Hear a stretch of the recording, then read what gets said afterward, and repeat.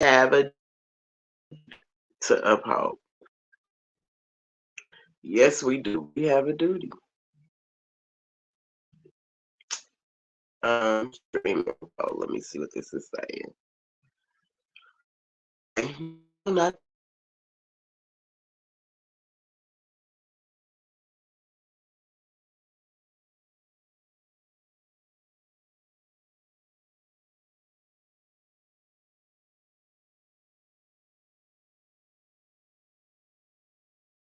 what are your duties?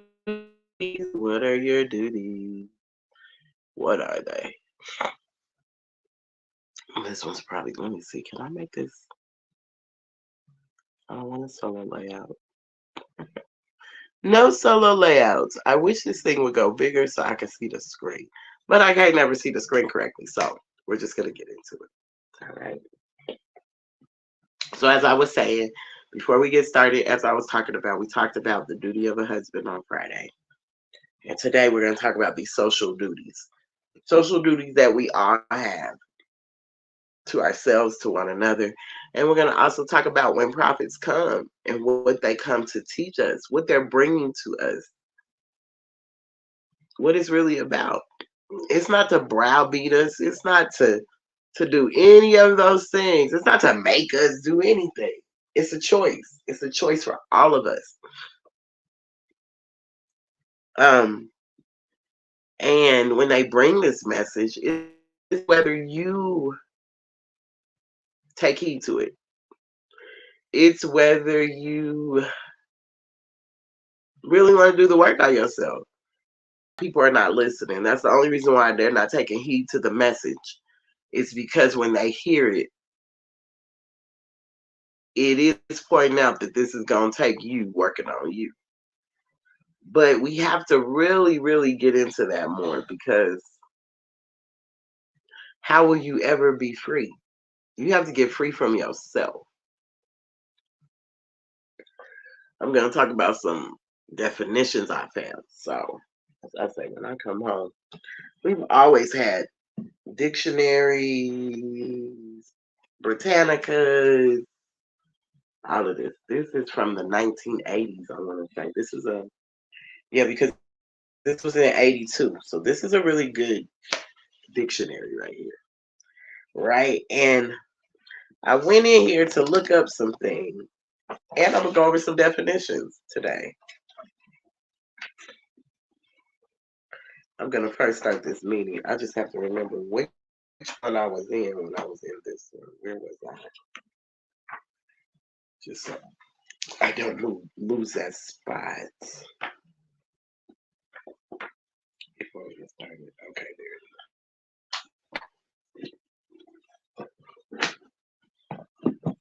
So, let's get started. Islam, Islam, Islam. All meetings are to be open and closed promptly according to the Circle 7 and love, truth, peace, freedom, and justice. Can we all stand as we recite our Moorish American prayer? We're going to turn to the east as going within. We put up 5 fingers on the left, 2 on the right.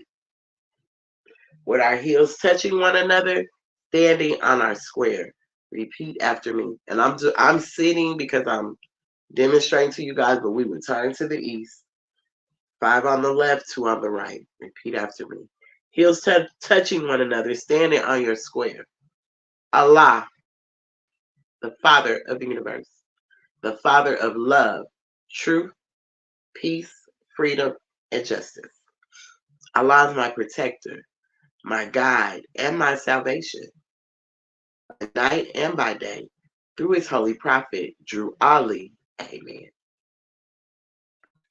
Islam. Now I'd like to rise and give. Islam, Islam, sis, Islam, Islam. I would like to first rise and give the highest praises to our Father God Allah, the Father of the universe, the Father of love, truth, peace, freedom, and justice. Also, Allah, the Mother of the virtues, the harmonies of life that breeds justice, mercy, love, and right. Islam, I want to rise and give high holy honors to our illustrious and divine prophet, the founder of the Moorish Science Temple of America, or the Holy temple of science, however you want to put it, our founder, Prophet Noble Drew Ali. I want to give honors to all the divine prophets that were brought before us and for all the wonderful works that they brought unto us. I would like to rise and give honors to the forerunner to our prophet, who was like John was to Jesus. Said many things that could carry us on, many things that will keep us out of the hands of the unjust. One of them were, the pen is mightier than the sword, but the tongue is mightier than them both. Islam. That is our brother Marcus Mosiah Garvey Bay. You could go back and look at any of his speeches and just see how before our prophet came, how he paved the way for our prophet to bring us this message of love, Islam, in these days and times. Because prophets have come in many times, but in these days and times, in these cycle ages of time, we've had even others maybe just never noticed who they were. But Marcus Garvey came to show you the way, to prepare you to meet your prophet, no different than John prepared you to meet Jesus. Islam. I would like to rise and give honors to the complementary to our prophet, and that is Sister Pearl Drew Ali. Islam. I give honors to all the sheiks, grand sheiks, sheikesses, grand governors, all throughout the Moorish movement, all heads of state. Giving honors to each and every one of you. I give honors to each and every one of you here today, because you could be anywhere but you're here. Islam. And if you would like to come in, Sunday school is all about exercising your five senses, who is able to do so.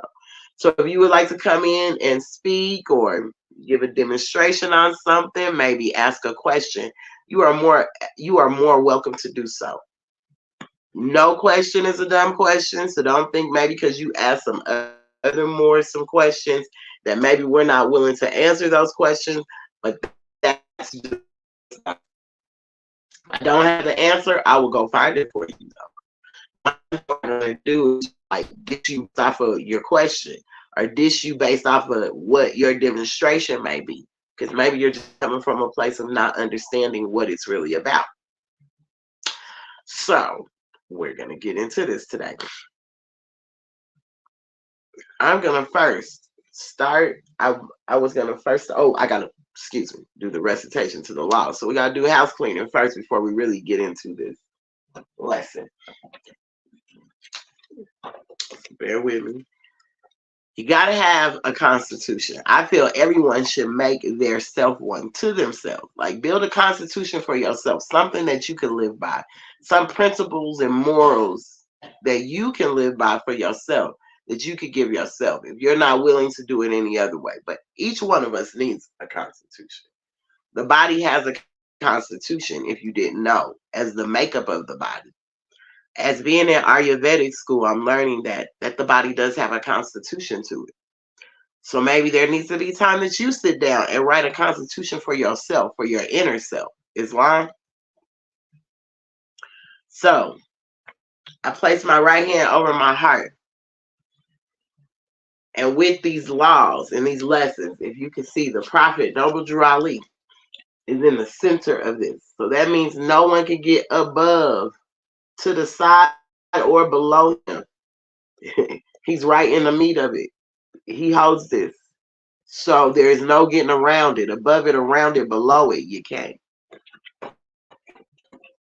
These are our principles. These are things we're supposed to stand on. This is the way we're supposed to show up as Moorish American Muslims.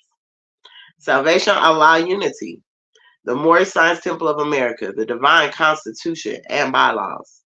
Act 1. The Grand Sheikh and the chairman of the Moorish Science Temple of America is empowered to make law and enforce laws with the assistance of the Prophet and the grand body of the Moorish Science Temple of America. How can the Prophet assist us if the Prophet's not here in form, right? Well, the Prophet assists us in spirit. This is why you have to understand the spirit and know the spirit. This is why forerunners come to teach, to show the way, to pave the way so you can meet your king. But you're going to have to be able to notice that by spirit, not because you think you're going to notice it by the form. You're not going to notice it by form. I don't know why when I get to Colorado, I get so cloggy, but You got to recognize him by the spirit. The spirit is when you will recognize your prophet. The spirit is what leads you. The spirit is what guides you. That's how you're assisted by the prophet. But also that grand body, also that grand sheik, his assistance has to be coming from the prophet. If his spirit is not moving in line with the prophet, then it's not right. That's not the prophet. We can see how the prophet showed up. Through his literature, through the circle seven, you can see the prophet in his ways. If you have eyes to see and ears to hear. The assistant Grand Sheik is to assist the Grand Sheik in all affairs, if he lives according to love, truth, peace, freedom, and justice. And it is known before the members of the Morris Science Temple of America. Act 2. All meetings are to be open and closed promptly according to the Circle 7. And love, truth, peace, freedom, and justice. Friday is our holy day of rest, because on a Friday the first man was formed in flesh, and on a Friday the first man departed out of flesh and ascended unto his Father God Allah. For that cause, Friday is the holy day for all Muslims all over the world. Act 3. Love, truth, peace, freedom, and justice must be proclaimed and practiced by all members of the Morris Science Temple of America. No member is to put in danger or accuse falsely his brother or sister on any occasion at all that may harm his brother or sister, because Allah is love. Act 4. All members must preserve these holy and divine laws, and all members must obey the laws of the government, because by being a Moorish American, you are a part and parcel of the government and must live the life accordingly. This organization of the Moorish Science Temple of America is not to cause any confusion or to overthrow the laws and constitution of the said government, but to obey hereby. Act 6. With us, all members must proclaim their nationality, and we are teaching our people their nationality and their divine creed, that they may know that they are a part and parcel of this said government, and know that they are not Negroes, colored folks, black people, or Ethiopians, because these names were given to slaves by slaveholders in 1779 and lasted until 1865 during the time of slavery. But this is a new era of time now, and all men now must proclaim their free national name to be recognized by the government in which they live and the nations of the earth. This is the reason why Allah, the great God of the universe, ordained noble Drew Ali, the prophet, to redeem his people from their sinful ways. The Moorish Americans are the descendants of the ancient Moabites who inhabited the northwestern and southwestern shores of Africa. Act 7. All members must promptly attend their meetings and become a part and partial of all uplifting acts of the Moorish Science Temple of America. Members must pay their dues and keep in line with all necessities of the Moorish Science Temple of America. Then you are entitled to the name of faithful. Husband, you must support your wife and children. Obey your husband and take care of your children and look after the duties of your household. Sons and daughters must obey father and mother and be industrious and become a part of the uplifting of fallen humanity. All Moorish Americans must keep their hearts and minds pure with love and their bodies clean with water. This divine covenant is from your holy prophet, Noble Drew Ali, through the guidance of his Father God, Allah. Noble Drew Ali, founder, the Moorish Science Temple of America, home office of Noble Drew Ali, Chicago, Illinois, USA. Now for the additional laws for Moorish Americans by the Prophet Noble Drew Ali. Act 1. The Grand Sheik is the governing head of our temple. All business of said temple must be approved by the Prophet Noble Drew Ali before being acted upon by any member. Let it be finance, property, or any line of life that will cause the member to sacrifice finance, that will cause the support of any group of members. Any former officer that violates these laws is subject to be removed from his office under a heavy restriction, etc., by the Prophet or the Grand Sheik. All members are to attend Act 2. All members are to attend their ADEP meetings and their public meetings promptly. If a member is found standing around on their meeting period, shall be fined 50 cents on the first case, and on the second, he will be fined $1, which will go on your emergency fund. If member is working, his monthly dues must be paid. And if he has money in the bank, he must subscribe for as much as he is able to the Moorish Uplifting Fund, because it takes finance to uplift the nation. Act 3. It is the lawful and divine duty of every good member, if he is able in finance, to aid me in saving the nation. And if he does not, he is an enemy to the cause of uplifting his own people, and justice must catch you.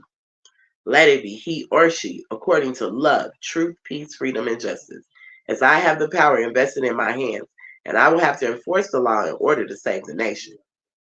Act 4. All members, while up making a public speech, must not use any assertion against the American flag or speak radical against the church or any member of any organized group, because we are to teach love, truth, peace, freedom, and justice. Act 5. All members must promptly attend their meetings and send their children to Sunday school, and the teacher must confirm himself to the questionnaire, and let every member exercise his five senses who is able to do so, because out from your Sunday school comes the guidance of the nation. Islam, sis, Islam. Act 6. With us, all members must proclaim their nationality, and we are teaching our people their nationality and their divine creed, that they may know that they are a part and partial of this said government, and know that they are not Negroes, colored folks, black people, or Ethiopians, because these names were given to slaves by slaveholders in 1779 and lasted until 1865 during the time of slavery. But this is a new era of time now, and all men now must proclaim their pre-national name to be recognized by the government in which they live and the nations of the earth. This is the reason why Allah, the great God of the universe, ordained noble Drew Ali, the prophet, to redeem his people from their sinful ways. The Moorish Americans are the descendants of the ancient Moabites who inhabited the northwestern and southwestern shores of Africa. Act 7. All members must promptly attend their meetings and become a part and partial of all uplifting acts of the Moorish Science Temple of America. Members must pay their dues and keep in line with all necessities of the Moorish Science Temple of America. Then you are entitled to the name of faithful. Husband, you must support your wife and children. Wife, you must obey your husband and take care of your children and look after the duties of your household.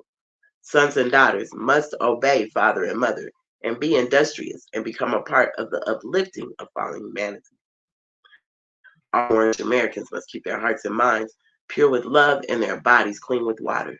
This divine covenant is from your holy prophet, Noble Drew Ali, through the guidance of his Father God, Allah. Islam, Islam. Islam, Sister Sakina. Islam, Islam. Say a hi. My apologies if I didn't see you guys come in the room. But Islam, I trust that you all are having a great day. And we're going to get into this lesson today. And I want anyone to come on here. You got to exercise your five senses who is able to do so. Because out from your Sunday school comes the guidance of the nation. So if ain't no questions asked, if you ain't exercising your five senses, how will you become a guider of the nation? Because that's what happens in Sunday school. No matter what Sunday school you go to, you going to become a guider of the nation. You going to start speaking this holy breath. You're going to get out there and start doing that missionary work. So you become what you say you are. Islam, become what you say you are. Become what you say you are. So, we talked about the duty of a husband on Friday. And we talked about what that duty of a husband looks like. But also, how we as women have to position ourselves in a way to show up, to become this wife that we to a husband. Because as I say in the Moorish Science Temple of America, in this form of Islam, we don't do multiple wives. One wife. It says a wife, and that's it. Because it's going to take two of us to make this thing pop out. Allah, when Father Allah was speaking with Mother Allah, it was the two of them. You have too many spirits and people around you to do these things, because then guess what you're entering into? You're bringing too many different spirits around, and you ain't even examined nobody. Y'all just think you could go pick out all these different wives. Never examined them carefully. Don't know what they're about. Just because you feel like you're a man and it's the position for you to do so, which is not true. So we came out of chapter 22 on Friday. That was the duty of a husband. But I want to talk about what are our social duties today. What do our social duties look like?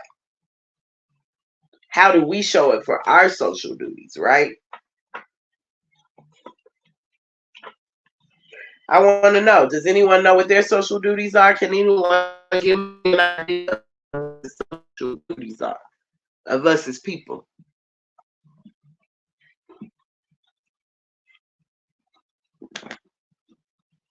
I'm going to wait for someone to give me an answer. I'm going to wait on y'all. Social duties. What are our social duties, y'all? As Moorish American Muslims, what are our social duties?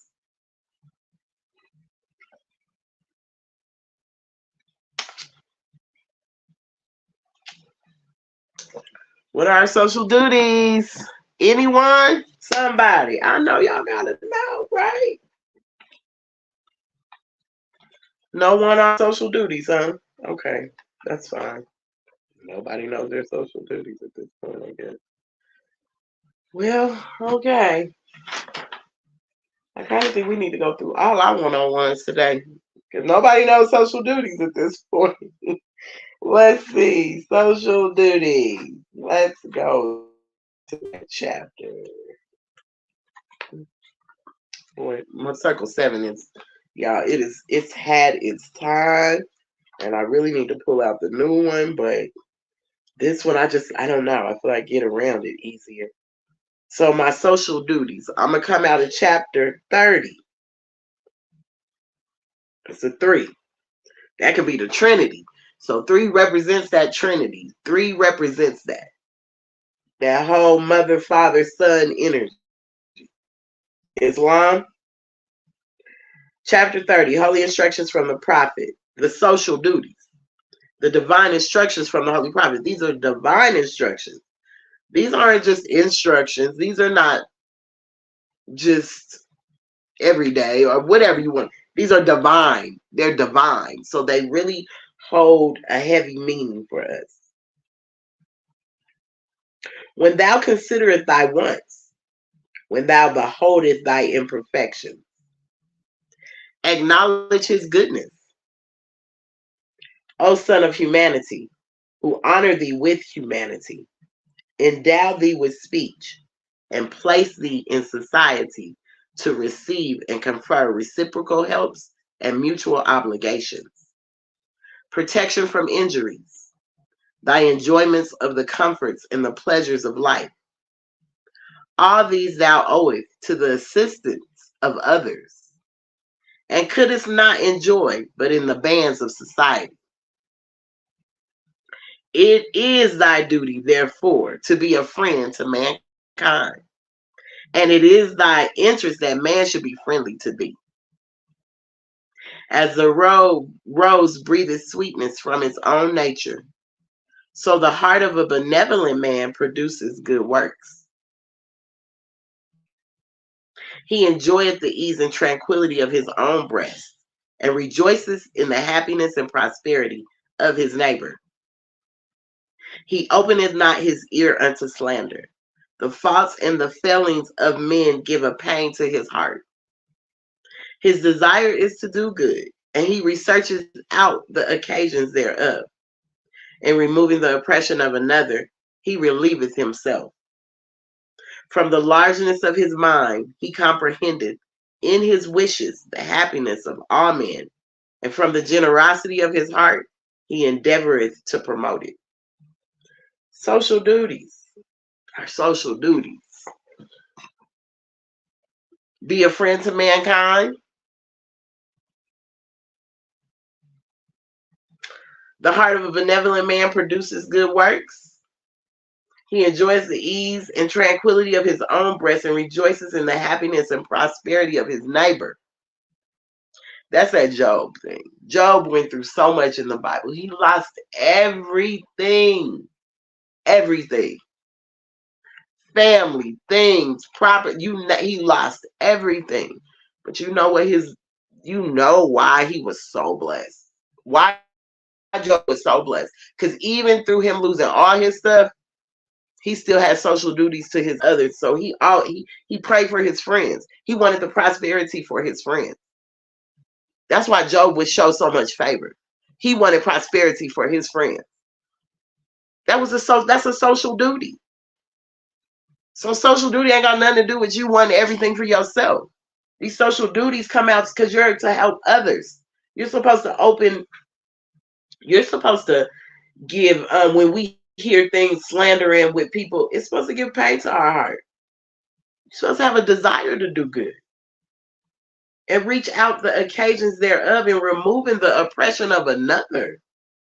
We relieve ourselves. When we remove oppression from our people, we literally we're helping ourselves, y'all.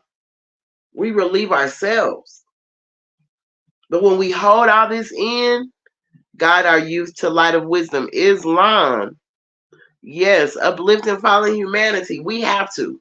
And our social duty is that. Guide our youth to the light of wisdom. Islam, Sister Leonette. We need to be guiding the youth.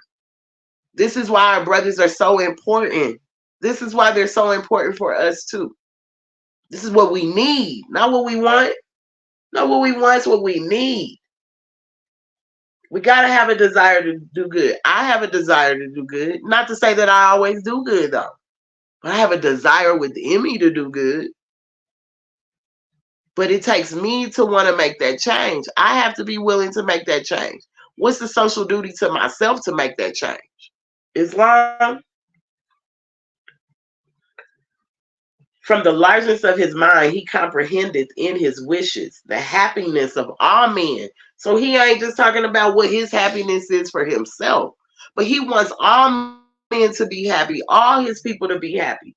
This is a social duty of a real person, of a real human. And from the generosity of his heart, he endeavoreth to promote it. So even from that generosity of his heart, whether it's get out there and speak the gospel, take the holy breath to those that don't know, uplift someone today, put a smile on someone's face. This is how you can alleviate all that. Where's your generosity in your heart? Do you have one? Are you so detached from your soul that you don't have no generosity? So you endeavor to promote it and give that generosity. Desire to do good. I'm sure we all desire to do good. I'm sure the next day you wake up and say, today, just let me be better than I was yesterday. So there's a desire to do good there. There is a want to do good there. There is a need to do good there. Right? So our social duties to not only ourselves but to others. But how can we even give these social duties if we don't even know ourselves? Right? If we don't know ourselves to even know what social duties are. So we're going to get to know ourselves today. We're going to get to know ourselves. I picked out some definitions out of the dictionary. As I was saying earlier on TikTok, these dictionaries, these are from the 80s.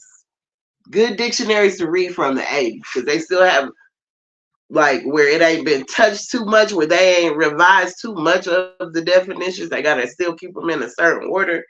So these come from the 80s. This is like 82. Dictionaries, Britannicas, all throughout my mom's house. Forever, it's always been that way. Reading, you're going to know the definition, pick it up, figure it out. Right?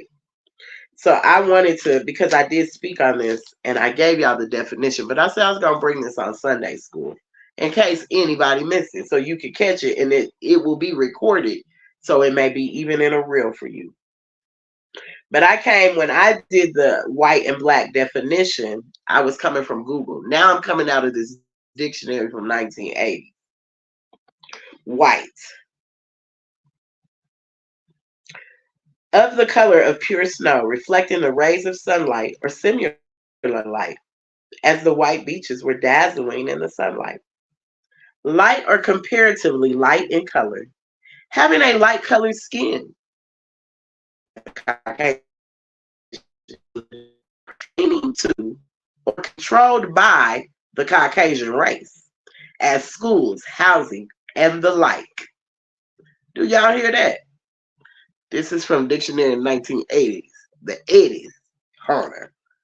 It says nothing. Let's say comparatively light in color, having a light colored skin as a Caucasian. Noting, pertaining to. It says noting, pertaining to or controlled by the Caucasian race as schools, housing, and the like. Pallid or pale, as from fear or other strong emotion.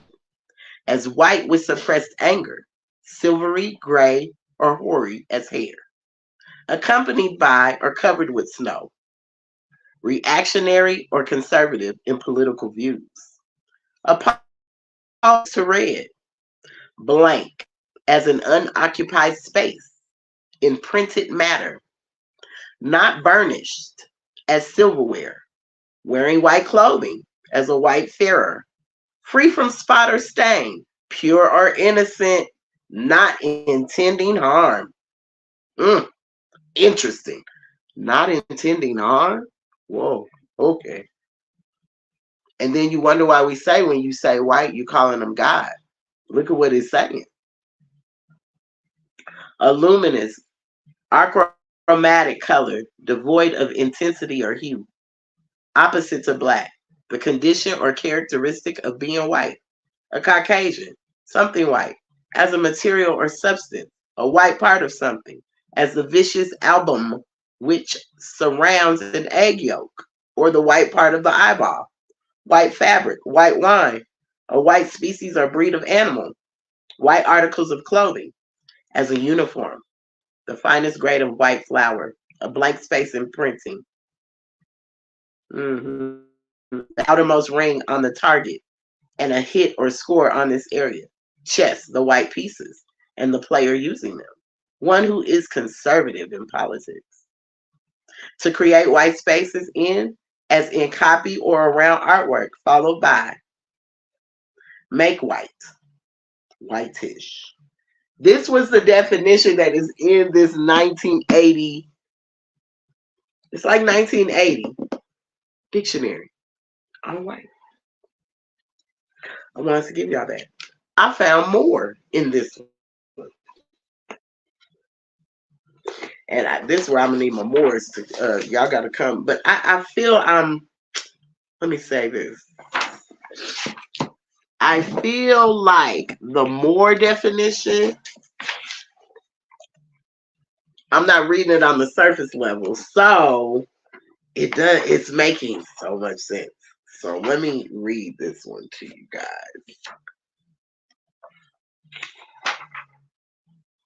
Let's see, here it is. Okay. This comes, as I said, this comes out of, oh, wait a minute, it's a few of them, but we're going to read the more with the capital M at it. The capital M more. And as I said, this was in, let me just tell y'all the copyright of this one, of this dictionary.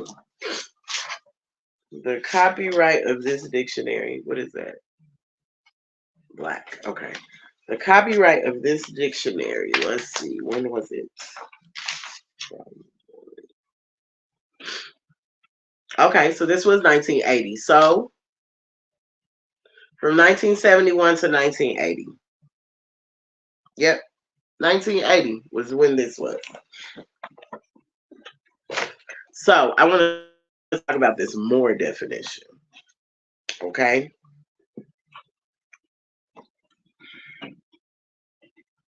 More. One of the ancient inhabitants of northwestern Africa, a Mohammedan of the mixed Berber and Arab race, inhabiting this region. Morocco, one belonging to the group of this race, which in the 8th century invaded and conquered Moorish. Islam, now this is from the 1980s. So if we go further back, we can already see where we're tracing ourselves back because it's saying ancient inhabitants of northwestern Africa. Northwestern Africa, what is that today? You are in the northwest gate of Africa. So this ties us to who we are right here, right now. Islam. Islam. Look it up. It's right there. I promise you, it's right here. Now there is a lowercase more that's at the top of this capital M more. And it kind of, I was like, wow, okay. Because more has more than one meaning. This more says that this is before the one with the capital. It says to confine or secure as a boat, ship, aircraft, or the like, in a particular station by cables, anchors, chains, or the like, to fix firmly, to be anchored or made secure with cables or chains, to secure a ship in such a manner. Then it says moorage, a place for mooring, the amount charged for mooring, the act of mooring, or the state of being moored. But I was really up here to confine or secure as a boat, ship, aircraft. In a particular station by cables, anchors, and chains, or the like. And then it made me think of in the circle 7 that it said where it says we are bound down. What is it? Oh.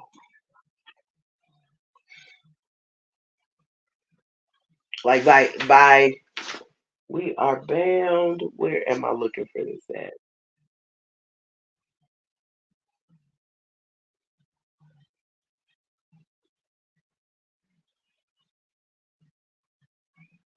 Man, let's see.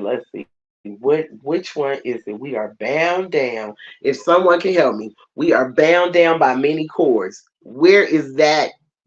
Do you guys know what that chapter is? Because that's what that reminded me of when I read this definition of more. It reminded me of that, of being bound down to us being bound to one another. Because it says to confine or secure as a boat, ship, aircraft, or the like in a particular station by cables, anchors, chains, or the like to fix firmly. Can anybody give me that chapter that it comes out of?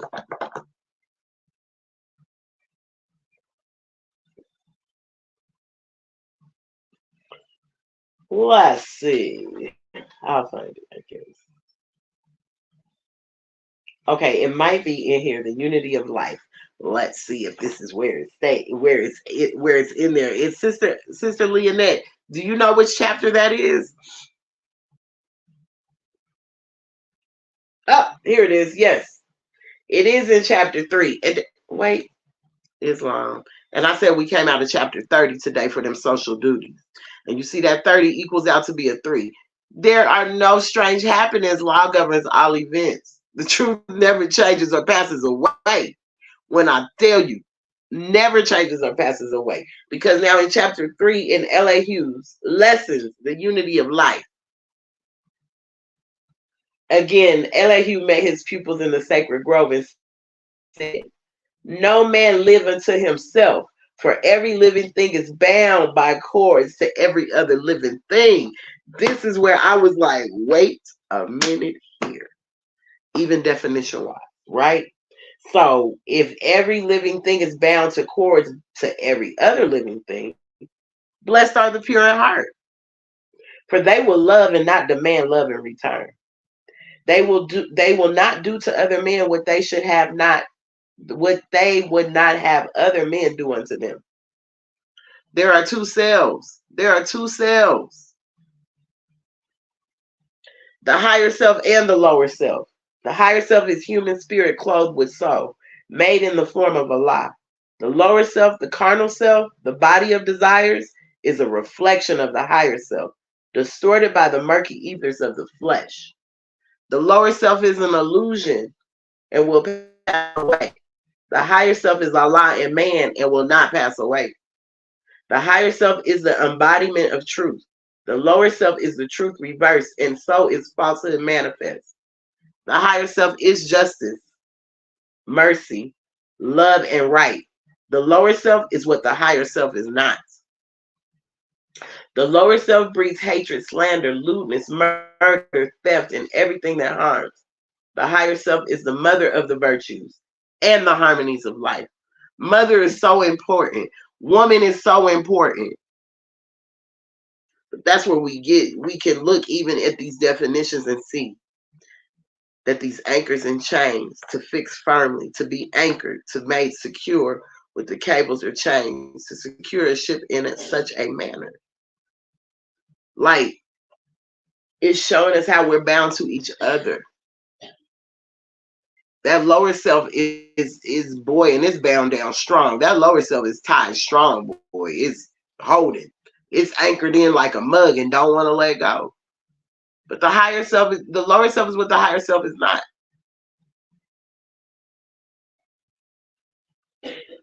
The higher self takes you to that infinite place.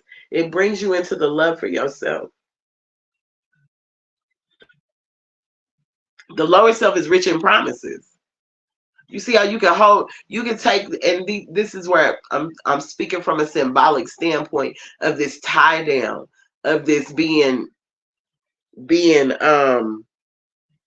what do you call, anchored in by chains to fix firmly. Like we were fixed on ourselves. We were totally fixed on the Most High. We were fixed on that, not on man. We allow man to come and do these things to us. We allow man to do this, which we only really did to ourselves. We only really did it to ourselves.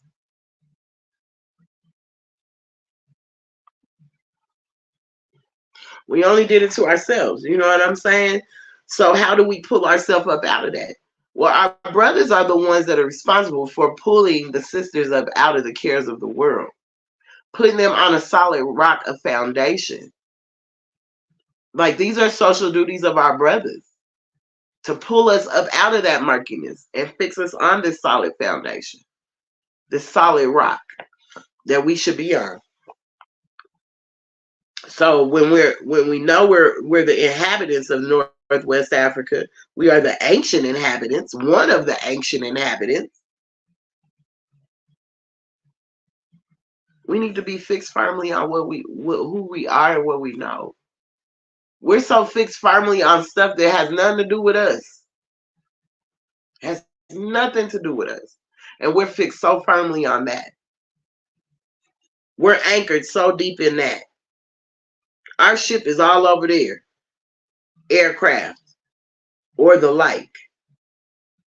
We're so fixed firmly on things that are doing us no good. They're not serving a purpose for us at all.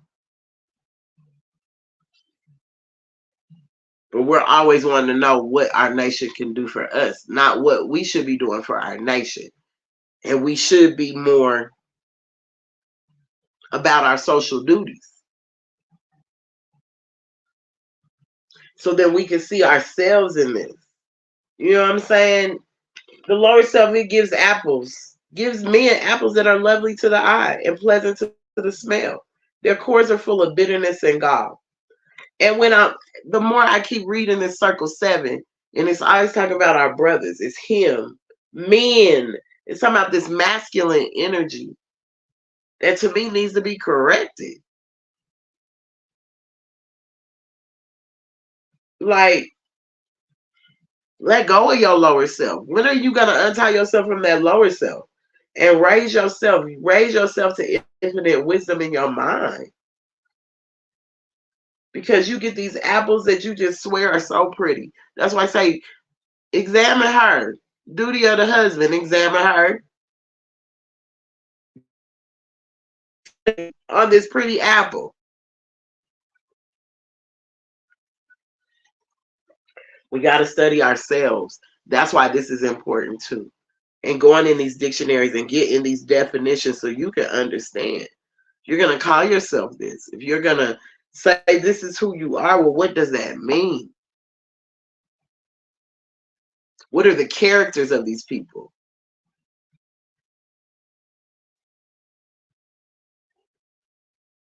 Character and quality. Nationality, the definition is the character and quality of the fact of a person belonging to a nation. And it also defines his political stance. But as a nation of people, y'all, not as a one person, it's not going to work. You can think that works, but it's not. You must be a nation of people to move anything. We have to understand even this with our social duties as being a nation.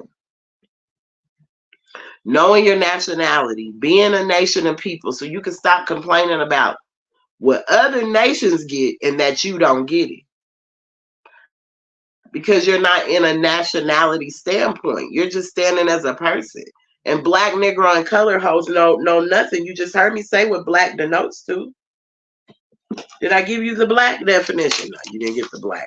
Let me tell you, I told you white was so beautiful and it was so well, it's just white made you feel there's no flaw in it. No flaw. But why do we keep saying stop calling yourself? Stop diluting to these names, denoting to these names. Hey, be proud to be who you are, but do you really know that's who you are? And did your ancient people and ancestors call themselves that? No, they did not.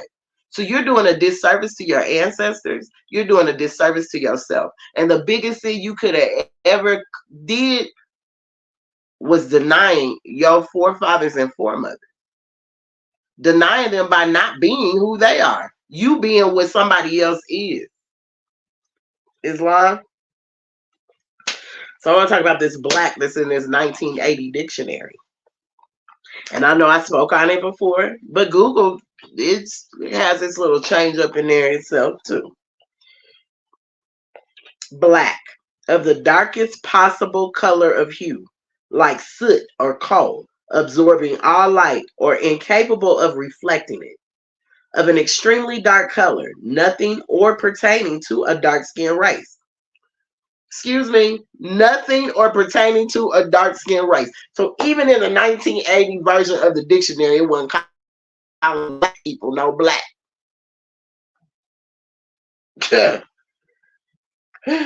It says nothing or pertaining to a dark-skinned race, especially Negro. But it does mean soiled or stained, characterized by the absence of light, involved or enveloped in darkness, dismal or gloomy, bonding ill, sullen and forbidding, destitute or moral light or goodness, evil or wicked, causing or marked by ruin or desolation, calamitous, disastrous, deadly, malignant, or baneful, indicating censure, disgrace, or liability to punishment. And you want to call yourself black? And that's what you want to call yourself. Because James Brown came and said, I'm proud to be black. Because now all of a sudden Jesse Jackson told you was African American. See how they keep just snatching you away from your ancestors, from your forefathers and foremothers. That's not what they call themselves.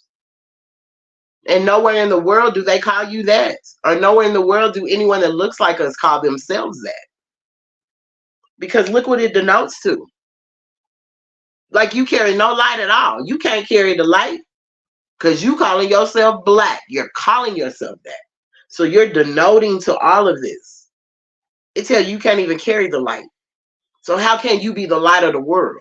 And it's telling you you can't. This is what man done told you can't. And you believed him. You fell into his thinking and understanding. So your reasoning and willing became his also. It never was yours to begin with. Because you allowed him to call you and delude you to names that had nothing, that only deluded you to slavery. that only deluded you to slavery. And all names have a meaning, y'all. All names have a meaning.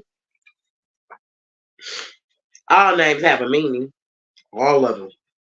There's even books based on the books in the Bible with the names. I'm going to tell you something. My mom, her name is Deborah. It has a meaning, right? Like I said, I pick up these books and my mom has stuff in them. And Deborah, her name, courage without fear and empowerment, giving power, governed Israel during the reign of Jabin, a Canaanite king who was very cruel to the children of Israel. She was like a loving mother to Israel. People sought her for counsel and justice. Deborah. I'm going to tell you the truth about my mother. That right there explains her to the T. Because she'll take children in. She don't believe for her children, her family to be caught up in the system. That's how I was able to have my little sister. So when I say I looked at that and all I could see was the definition of my mother, and that my grandparents were very intentional in naming her. They were very intentional in naming her. Very. Courage without fear. And I feel that's where mine comes from. Comes from her. But I've gave y'all a little background on my name, the Tonia. The Tonia. You can read about it on Facebook. I have a whole thing on it, on what it means. So when I was in this is the daughters of God. These are the daughters of God. This is an actual book. And that's where I found this definition of my mom. And it says, cultivate a taste for the Bible. Now, I'm using this just as, we come out of Circle 7, but let me tell you something. Our Bible, Quran, and Mecca, all of it is important because all of it finds truth in everything. You can find it. The truth is in it. Might be truth and falsehood strangely mixed, but you can find the truth if you really know the truth. And if you're searching the truth is going to come to you through these documents. So cultivate a taste for the Bible. Unless the mind is used, it will cease to expand. Now, see, this is where I say that this soul, the actions of the soul may not reside where you think they do. These actions of the soul may not reside there. Because that action of the soul is what? Thinking, understanding, reasoning, and willing.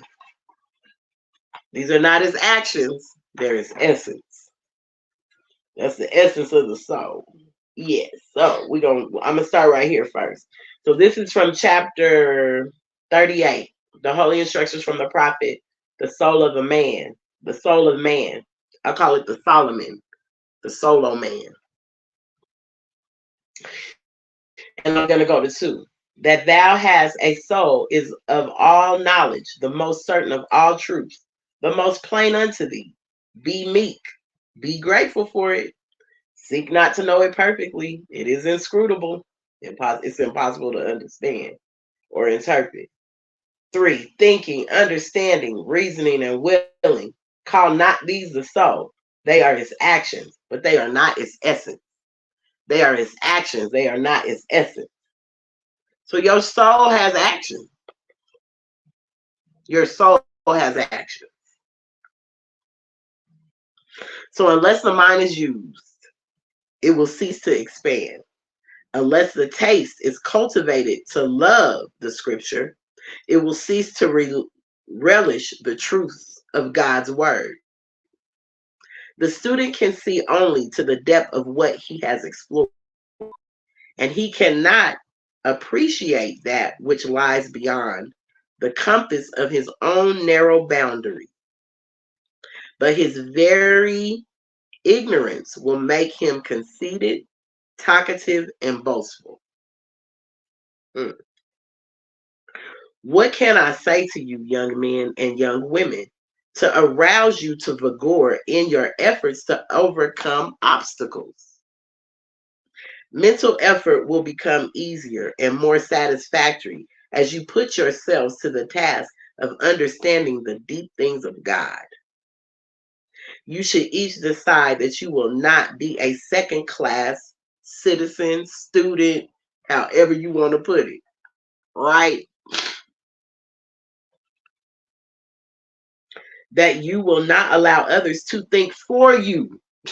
See, because, let's stop right there. You will not allow others to think for you, when most of our people have, because they're going to wait for someone to come on the big television screen, whether they got a 70-inch, a 25-inch, a 0-inch. They waiting for someone of the rate of that.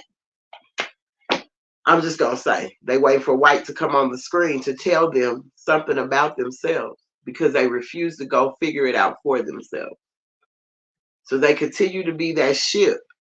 They continue to be that lowercase more that's bound, that's like anchored, and is chained down. That's the more that you are when you do these things. You're allowing others to think for you. The thinking and the understanding is off, especially when you're waiting for it to come on the screen. And this is not speaking radical, I'm speaking in context out of what these words we're using and what they mean. So you wait for that person to come on that screen to dictate to you how your life should be, or what you should do the next day, or how you should move. You're never thinking for yourself. So you're detached from your soul when your thinking and understanding is off. You cannot be attached to the soul. Because then that your reasoning for doing things and the willing is completely not in line with you. And it specifically even says this, and I'm not coming out of the circle 7. I'm coming out of a book that talks about the daughters of God.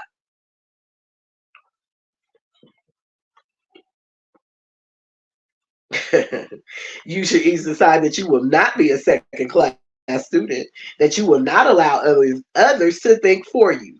You should say that which other minds have acquired in the sciences and in the word of God, I will obtain for myself through painstaking effort. Nobody said this journey is easy. Nobody said none of this is easy.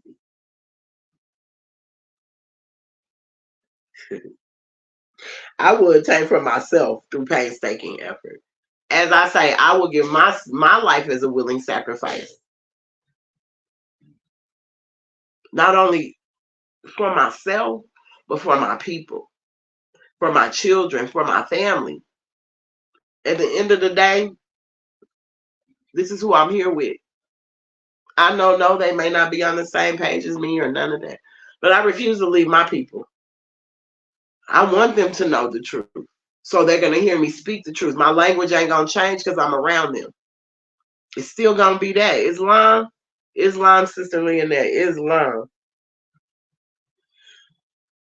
You can rally the mind's best powers. And with a sense of your accountability to God, you can do your best. And you will not cease to advance and to conquer difficulties. Do not settle down in slothful ease, making no special effort to accomplish your work. So I'll say it like this. We can study and studying and studying every day. Then you feel like you done studied enough because you know. Now you done got lazy in your teachings, in your studies, in your demonstration. Because this needs to be every day. Do not settle down in slothful ease. So don't get so comfortable with this information. Don't get comfortable with it because it expands. I'm telling you, this circle 7 can be that it's only 80 something pages, but it's going to be bigger than any encyclopedia, dictionary, Bible. As you start unfolding it and pulling back the layers, it's not as small as you think it is. So you can't settle down in slothful ease because you thought it was easy, or because you read a scripture, or you got a portion of the Bible and maybe you figured all of Genesis out, or you done got Revelations to the T. That don't mean you become lazy. You still have work to be accomplished because it don't stop. So what are you doing with what you know? Because now you have all this information, you know all these things. Well, what are you doing with it? Are you taking it to expand? Are you taking it to help others? Because we must be friends. Social duty is to be kind to mankind. Be a friend to mankind. So what are we doing? Do not settle down in slothful ease, making no special effort to accomplish your work. Make a choice of some part in the large vineyard of the master, and do a work that will require the exercise of tact and talent. As much as possible, place yourselves in the society of those who are intellectual, who will be able to detect your mistakes and to put you on your guard against indolence, pretension, and surface work. So get around those that's not going to just allow you to be like, oh, the Random House Webster School of Office and Dictionary revised and updated. Oh, okay. And they only let you read this part of the book. And they're not telling you, nah, you got to go in. Start the page. You guys, okay, now that you know what that means, did you understand any of those words? And whatever you didn't understand in there, maybe because you see abundant, present in great quantity, well supplied and rich. But maybe I don't know what quantity means. Well, let me go on over to quantity. It's called digging deeper. It's called digging deeper. Be around those that challenge you to go deeper. Be around those that are more intellectually in tone. Not that they're browbeating you either, but that they want to help you and guide you and teach you these things. You don't need browbeaters. We don't need nobody trying to beat it into you. That's crazy, and that's out of it. A blusterer will be recognized and set down for just what he is worth and no more. Study of the Bible develops the intellect. Study of the Circle 7 develops the intellect. Study of the Mecca, the intellect. Study of the Torah, the intellect. Study of the Aquarian Gospel, the intellect. Study of the original Egyptian Bible, intellect. You got to study it though. Just because you might have it in your hand or something like that, you got to study to show yourself approved. You can't think just because you know some words or maybe you went to school and got this degree that you know. No, that means nothing. Study to show yourself approved. And whatever you standing on, whether it's your degree or not, then why don't you practice that? What did you get out of it? And how are you using it? Are you using it to benefit and better the people or even yourself? Or is it just the paper that you can be proud of?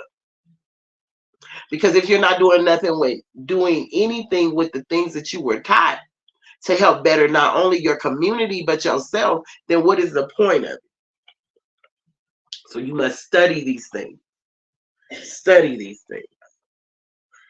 Sanctify them through thy truth. Thy word is truth. The word of God or Allah should be made the great educating power. How shall students know the truth except by a close, earnest, preserving study of the word? That's why I say you got to study it to know it. You can't just think because you know that the is there. Ooh, the. I know that the means. Well, what does the really mean? What does the really mean? Because in school, I mean, in third grade, what you was taught, what you was taught, what you was told, that you was bought and sold. That's what you was taught. But was that really the truth? Did you dig deeper to find out if that was the truth? Or you just allow whoever to come and tell you this story for this to become a part of the propaganda for your mind control, and that became a part of what you thought? How can you know the truth as a student? Except by a close, earnest, preserving study of the word. Here is the grand stimulus, the hidden force, which quickens the mental and physical power and directs the life into channels. Oh my goodness. I could go into the Circle 7 once again and find something just like this. Let me tell you. It's about power. It's about power. And I'm telling you, the prophet was so intentional.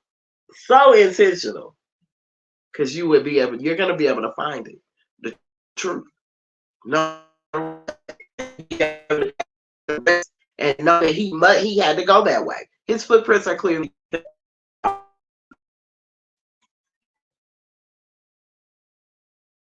I gotta find that quickened by the force. So in that, if you is it the sacred book, is it did they read the sacred book?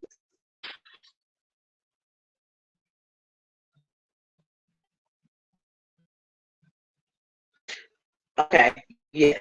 Is this force? Yes. Okay. So coming out of chapter 11, Jesus and Mariah together they read this because in this book of daughters of God, as I was just saying, here's the grand stimulus, the hidden force which quickens the mental and physical powers and directs the life into right channels. I'm gonna stop right here. I want to read from out of the sacred book, Jesus and Mariah book.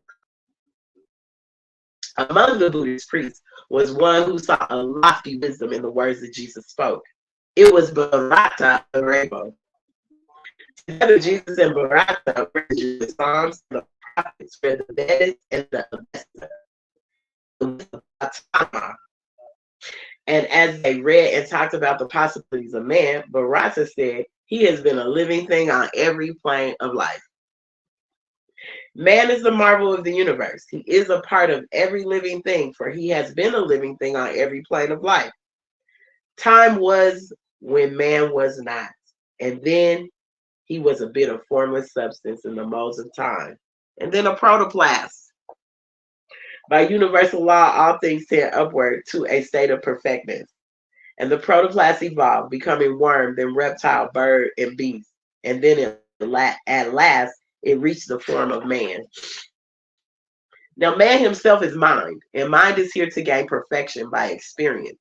And mind is often manifest in fleshly form, and in the form best suited to its growth.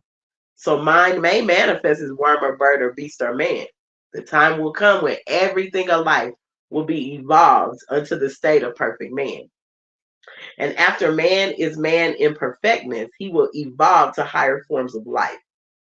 And Jesus said, but Arata Arabo, who told you this? Who told you this? That mind, which is man, may manifest in flesh of beast or bird or creeping thing.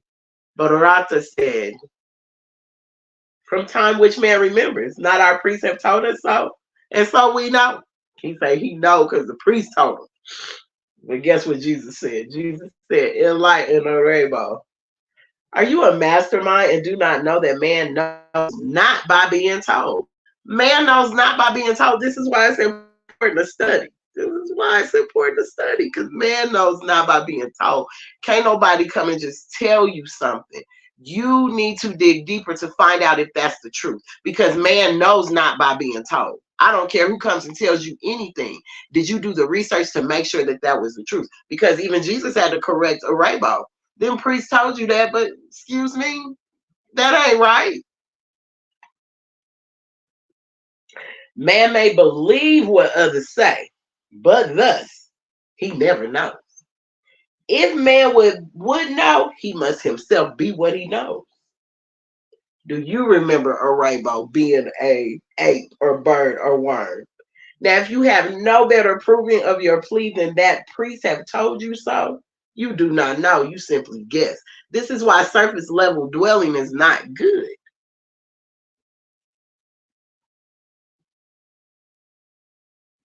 This is why it's not good. I just talked about that in the last one when it said cultivate the taste for the Bible.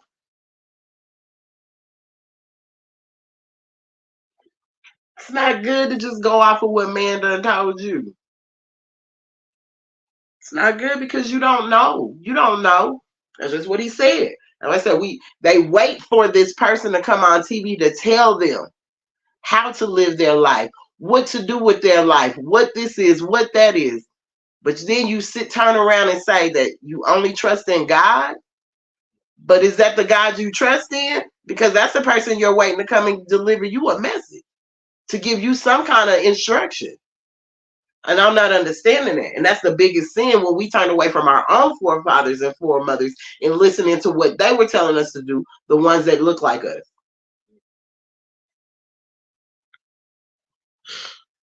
Islam.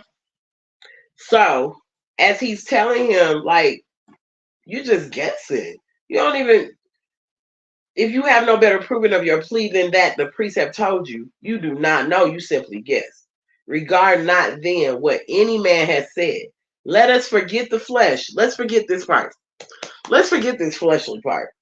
Let's forget it. And go with mind into the land of fleshless things. Mind never does forget. The mind never forgets.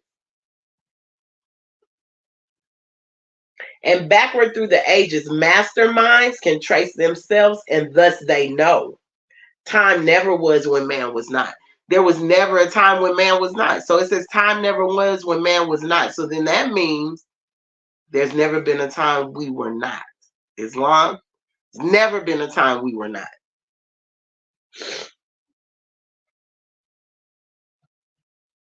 And backward through the ages, masterminds can trace themselves, and thus they know. Time never was when man was not. That which begins will have an end. If man was not, the time will come when he will not exist. From Allah's own record book, we read, the triune Allah breathed forth and stood 7 spirits his face. The Hebrews call these 7 spirits Elohim, right? But I want to talk about this this power and this force, because force directs the power, right? Force directs the power.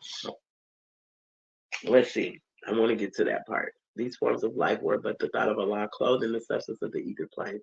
Men call these ether planes of protoplasm, of earth, of plant, of beast, of man, of angel, and cherubim. These planes with all their teeming thoughts, Allah, are never seen by eyes of man and flesh. They are composed of substances far too fine for fleshly eyes to see, and still they constitute the soul of things. And with the eyes of soul, all creatures see these ether planes and all the forms of life, because all forms of life on every plane are thoughts of Allah. All creatures think, and every creature is possessed of will, and in its measure has the power to choose.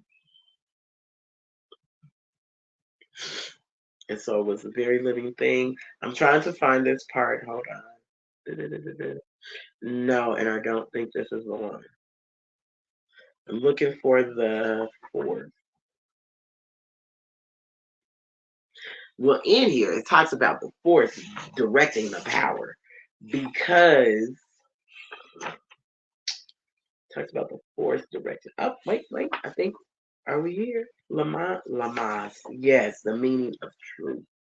That's where I should have been. But that one was cool too, the sacred books, of studying them sacred books, because we will sit there and swear that this is something because we were taught this in school or when you went to college to get this degree. But masterminds can always trace themselves back.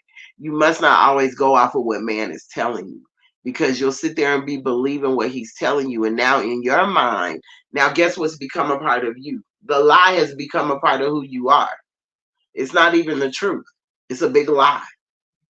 So that's why it's important that we dig deeper and we don't just surface level on things. So this is the chapter I wanted to come out of as I was talking about these powers and this force, because it says the studying of the Bible develops the intellect, and the word of God should be made the great educating power.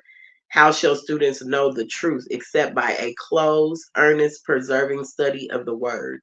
Here is the grand stimulus, the hidden force which quickens the mental and physical powers and directs the life into the right channels. So, in this Circle 7, Chapter 7, the friendship of Jesus and Lamas, Jesus explains to Lamas the meaning of truth, right? So, I'm going to start at 10. The holy breath is truth, is that which was and is and evermore shall be. It cannot change nor pass away. Lama said, you answer well. Now what is man? And Jesus said, man is the truth and falsehood strangely mixed. Man is the breath made flesh, so truth and falsehood are conjoined in him. And then they strive, and naught goes down, and man is truth abides. Again, Lamas asked, what do you say of power? And remember what we talking about in here. Power directs the life into the right channels. That's what this says. But force does something else.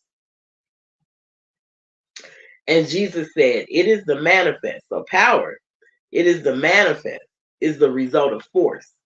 It is but not. It is illusion, nothing more. Force changes not. Force changes not. But power changes as the ethers change. Force is the will of Allah and is omnipotent. And power is that will and manifest directed by the breath. So directed by your word is the power. Force is the will. Force is the will. So what's your will? The will. Is your will or somebody else's will? Islam. There is power in the winds, a power in the waves, a power in the lightning strokes, a power in the human arm, a power in the eye. The ethers cause these power to be, and thought, Elohim, of angel man, or of thinking things, directs the force. When it has done its work, the power is no more. So this right here said that the word of God should be made the great educating power. How shall students know the truth except by a close, earnest, persevering study of the word? Here is the grand stimulus, the hidden force which quickens the mental and physical powers and directs the life into right channels. Here in the word is wisdom, poetry, history, biography, and the most profound philosophy. Here's a study that quickens the mind into a vigorous and healthy life and awakens it to the highest exercise. It is impossible to study the body humble, teachable spirit without developing and strengthening the intellect. Those who become best acquainted with the wisdom and purpose of God as revealed in his word become men and women of mental strength, and they may become efficient workers with the great educator, Jesus, our brother Jesus of Nazareth. That's what I would say. So, with this being said, while we talking about these powers and this force and what all this means for us, because when the prophets bring us these messages, when Prophet Noble Drew Ali brought this message to the Americas to get us from up under the hand of the unjust, to take us from under the Roman yoke and law, that was probably it still goes on today. This Roman yoke and law still exists today. Most of our people are still under the Roman yoke and law, but prophets come to save us from that. Jesus came to save his people from that. Prophet Noble Drew Ali came to save his people from that. Muhammad came to save his people from that. Every prophet you can imagine, Confucius, Buddha, Jesus, all of them. Muhammad, every prophet came to save us from ourselves, so that we can understand that it's the God in us that's activating this thing. Nothing outside of you. Everything outside of you, you have manifested that through your eyes, through your thoughts, through your words. Now it's become flesh because you thought it first. Then it became a word, and now it's flesh. The same power. You're seeing this power activate every day. You just keep looking for God to come and change the situation, but it's going to take you to change the situation. This is why prophets come. It ain't got nothing to do with somebody else taking on your stuff. It got to do with you taking on your stuff. It got to do with you fixing you. It has to do with you and accountability. That's why they show up to tell you this. I'm showing to show you the possibilities of man. What was said? I'm 7 times stronger than my father was. Who am I? Who am I? Let me tell you something. Father Allah, mother of the virtues, Father Allah of the universe, mother of the virtues of the universe. They know what it is. We are here in these avatars, in these bodies for this experience. And we're supposed to come and show the possibilities because we were brought the possibilities already. And if we were studying to show ourselves approved, then we will be living the same thing. Jesus didn't come and say, I came to show you what I could do. He said, what I could do, you could do too. Probably 10 times better than what I could do. Because when this spirit comes back, when this energy brings itself back, when it's a constant thing, it's coming back stronger and stronger. especially based on the bodies that it decides to go into. And it specifically tells you about this strength that we are to have, these powers that we obsess within ourselves. And you think it's somebody coming to save you. Somebody's gonna come and save you from your own mess, from your own darkness in life that you took yourself there. You'll have people assist you to help pull you up, but nobody could just save you but you, because salvation is personal. Salvation is something you got to dig into. I am the Godhead indeed. Your higher self is that Godhead and it's trying to speak to you. You just love your lower self. You love to be bound down as the lowercase more. You don't want to be the uppercase more. You want to be the lowercase more and be bound down like a ship and chained and anchored to stuff.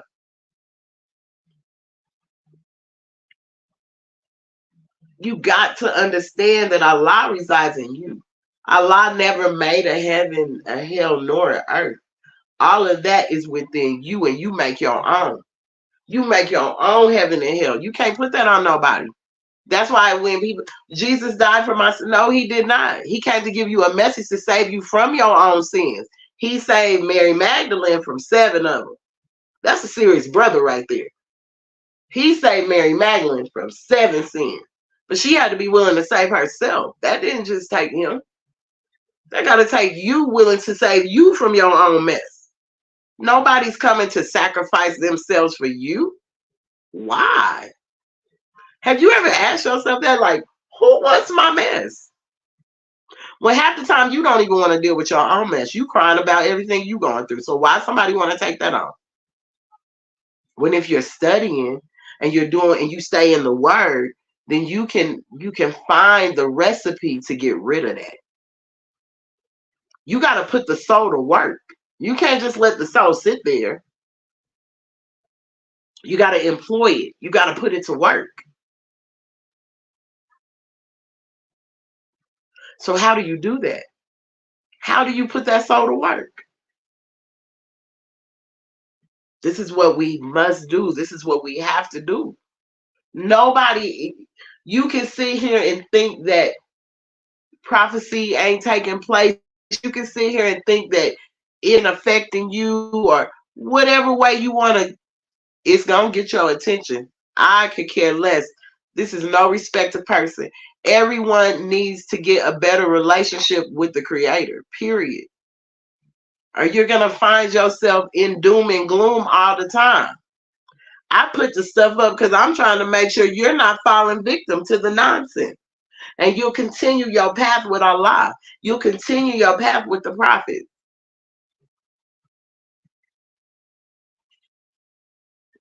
Don't allow anything else to come show up and think for you, reason for you, understand for you, and be willing to do anything because you're not willing to do for self. You're not willing to check yourself. We're responsible for ourselves, y'all. Jesus just came to show us the way. He didn't come to be the excuse of why you get to continue to be ignorant and live in your ignorance. That is not why this popped off. And that's people's excuses. So that's why they'll run to certain things where they can find a person to blame it on. Even in the Moorish Science Temple of America, they argue so much about the flesh, it's ridiculous. Well, the prophet, the founder, and the brother prophet, and this ain't that, and this, because they want to see this. They want to look for a person to show up. Who is this person going to show up to save me? Still ain't realizing you got to save yourself. That's why all the arguing goes on amongst these organizations, because y'all too caught up in the flesh. So finite minds can never understand things infinite. A finite mind only vibrates low. It's only gonna vibrate at the level it is. So you go outside with the birds. Why can't you hear them anymore? Why can't you understand them? Because you're vibrating too low. If you bring your vibration up higher, you can hear everything they're saying. Then you can distinctively hear the different birds. That's an owl. That's a cardinal. That's a blue jay. That's a such and such. Literally. You will sing in unison with the birds. We rode crocodiles. What do you mean? Go back to antiquity. You can go back into these times when when man is the marvel of the world. Just say we put it like this. We call to that. Hark now, ye beasts of the this. Hark now, the fish of the sea. Hear now, protoplasm. Hear now. We call to these things in existence. That's why you gotta watch your thoughts, words, and deeds. Because they're all an expression of you. And if we are to be the reflection of Allah, if we are to be the reflection, that's sure not the reflection. The reflection is not waiting on someone to save us. It's us saving ourselves. The reflection is not blaming it on everybody else due to your woes and woes of the world and the things that you've been through. No. We have to go through things. You know why we got to go through things? Because that's the only way that it's going to build us up to be who we are. You can't get slothful and lazy in your learning, especially not in the learning of yourself. Because what you'll fail to realize that you don't even know yourself. I just began to know myself when I came into this movement. Knowing yourself ain't just knowing your name and how old you are. That's not knowing yourself, but really knowing yourself. Knowing those good and bad parts about you. The part you do not like the most about you that you refuse to really look at most of the time, but it's there. And getting to know all of that is really getting to know you. Because there's times I show up for myself and I don't even recognize myself like, whoa, wait, what was that? So this whole thing, that's what this is about. It's about you saving you from you. Not somebody else saving you from your mess, but you literally doing the work to save you from yourself.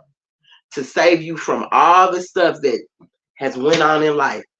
Now, how do I better me to be a better person? How do I show up differently now? Maybe as a man, you was a thought, because men can be just as thoughty as women. So I'm so over that part too. You've given your temple to all these women. You've laid up with all these women. You've exchanged soul purposes with all these women. No different than women do it with men. Your temple is important too. And because man is not protecting his temple, that's why I'm starting to understand why it always says he, him, men. Because you don't know how to control yourself, your emotions, or anything. You don't know how to control your kundalini, to not let it go out of order. See, these are the things we gotta bring back.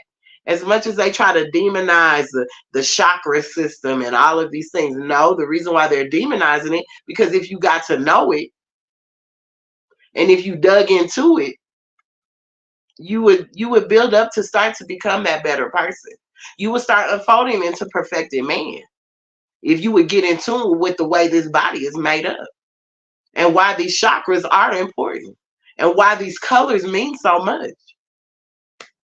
Signs and symbols is what we learned from, y'all. These words is not the first thing that came to us. We knew through signs and symbols. Go back to the Egyptian. You can read in hieroglyphs. Go pick up the Book of the Dead if you don't know how to read in that stuff. It'll teach you how to read in the symbols, the signs and symbols. Pick up the Tree of Life. It'll teach you how to read in the signs and symbols. Because we didn't read in words, y'all. That was not what this was. Vibration. We seen signs and symbols of things. That's why the Omic heads, that's why things were so big. So we would always have a way of knowing. We can know. We can point back and know that that's where we come from. We have the cliff dwellers. So you know it. These things are there and they ain't went nowhere. You're going to know that they were there. Trace yourself back. Masterminds can trace themselves back. If you're not a mastermind and you just waiting for somebody to come on TV and tell you something, then you're an AI bot. You're a bot, period. I am the artificial intelligence. It ain't one. I am it. But you have to understand that that's who you are first. You wait for man to come and tell you. We're about to see a bunch of people turn into not all the way human. They're gonna be so caught up in this technology and becoming this technology, from the visors to the chips to everything, not realizing that these repetitive things start playing on the mind, and now you're gonna become just that. Now you're not human. You're a bot, and something is telling you how to operate you. That's the sad part. And majority of our people are gonna fall victim to it because they already are. They'll go out and buy the latest this, the latest that, the latest this. Oh, I can't wait to go get this visor. I can't wait to go get this. I can't wait. And don't realize every time you come in contact with it, you become more a part of it. It becomes more a part of who you are, and you become a more part of it. So a lot of people, a lot of so-called folks that we knew as human, we're not going to see them as that anymore. They're literally going to be walking around here with everything that's going to control them, from their mind state to their body operations to everything they do. They're robots. A beggar nation can never have nothing. And our nation begs so much. You beg for their jobs, you beg for their health care, you beg for all that. As I said, since being home, I'm watching these so-called immigrants, or maybe they're just the Mexicans. I don't know. But if they ain't selling water like the water boys in Atlanta, they got some doggone oranges. They making a way for themselves. This is what I'm saying. They ain't waiting around somebody. When they gonna send me my stimulus? And when they gonna? That's not what they're doing. They're still out there making. They're washing windows like the people in Detroit. I could pick a state and tell y'all that I don't know if these people really came from another place. They might have came from these states, because I'm watching window washers like Detroit, the water boys like Atlanta. Well, the oranges have always been here. But in a minute, the fruit like. They're making a way for themselves. They ain't sitting around wondering. They're making a way. A beggar nation can never have anything. And our nation is the most beggingest nation ever. A beggar people can't never obtain nothing. And our folks think because somebody, she might got a Range Rover, she done bought a house and she got a degree. That means nothing of us as a nation. It's always this singled out stuff, and that's why we can never get anything accomplished. But I can watch them together, see them live together across the street from my mom. Ain't nobody arguing, talking about what's theirs, what's not theirs. Every Mexican household I see on this block is more than one family. And ain't nobody acting ignorant with each other. But let that be a house full of us. Somebody arguing because you done drank their juice. Somebody arguing because you done did this or did that. Cannot live in no kind of unison for whatsoever. It's always chaos. But you can see them build one another and help one another. And then they'll go get businesses. As I was saying Friday, these men that come over here, they might be painting for you for 2 weeks. But I promise you, within the next month, they done figure out how to get them a van, how to start their own painting business. Because they ain't looking for somebody to give them their dream. They know they got to go out and get their own. When will we come into alignment with that? We are so used to the begging part. We are so used to waiting for the handout that we haven't really said, you know what? It's enough of us to come together to make this thing happen. It's enough of us to come together in unity. Why don't we put aside our egos, and why don't we really make this thing happen? Why don't we put aside our indifferences and make this thing happen? The prophet brought this because this is a universal message. This message being universally, but he had to make sure his people got it. We are starting to wake up. We are starting to wake up, but dang, are we going to go back to sleep is my problem. Because you could be starting to wake up, but I could start to wake up, but then I'll fall right back to sleep. Like, oh, I'm sleepy. I want us to stay awake. I want us to stay awake. Are we going to stay awake? Because if we keep blaming things and putting things on others, then we're just going to fall back into that slothfulness. We're going to fall back to sleep. And we can't fall back to sleep, y'all. Like, we should have been woke up. This stuff is still going on for thousands and thousands of years. Slavery was over in 1865. This is 2024. And we're still on that same path. The prophet brought this back in the 1920s so that we could relinquish ourselves from being up under the pale-skinned nations' yoke and law, which we still are. No, some of us are standing up and trying to wake others. Yes, that's true. That's so true. But we got to, that trying part is what we got to stop. We got to get them up. We got to get them up. We do. We got to get them up because it's just, you know, and it saddens me when I listen to people be like, well, everybody ain't going with you and your family ain't your. I don't want to hear that. I worked hard to have my children, to give birth to 4 sons. I love my mother. I love my family. I don't want to see them not be. So how, as much as them is not waking up, and as much as we are standing and trying to wake them up, like, I will fight to the end so that my children or my mom or my grandchildren will not be subjected to the things that are here right now. Not that are coming, but that are here, because they're turning people into non-humans, literally. Even based off of just sitting on these screens. I've seen where people are going to start having extra eyelids because you're so caught up in this screen. So waking them up, we got to wake them up. We got to pull them up out of this. We seen a robot last night, like 2, 3 of them, but they were the robots that were like in the parking garages. So like if you went in the parking garage and it was not for public parking, you'll get a ticket by a robot. Wow.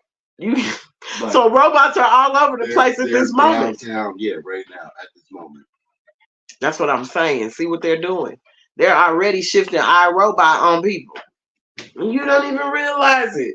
They already bringing them into the being. What are we doing? Are we going to stay in these cities with these things and continue to be like these bots? Yes, they're here. Yeah, they are here. They here to stay too. They are here to stay. We're going to see them taking over people's jobs and everything. This is why we must be self-sufficient. So we trying to wake them up. If we need to get them up, they got to get up. Because if not, majority of them are going to still be stuck in that. And they are here because I see them in Georgia. They at the schools in some places in Georgia. They give the lunches to the children. We have to become one with all and learn to teach each other. Yes, we do. We do. And that's why on this platform, Mama Witherspoon, I be wanting y'all to come and teach too. It's not just for me. Because I know y'all hold a wealth full of information. A wealth full of information. So if in order for us to teach each other, we got to get on these platforms while they're what they are and use them for that. To teach each other. Not for the drama and the confusion, but to teach each other. Literally come on here and teach them. For those that want to learn, they will come on.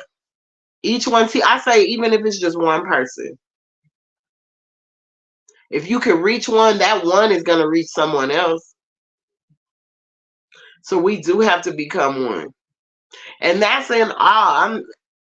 Let me put it like this. Prophet Noble Drew Ali brought this to us as the Asiatic people of America on this Northwest African area, because we don't know who we are. We did not know who we are. He had to come and save us from under that Roman yoke and law, right?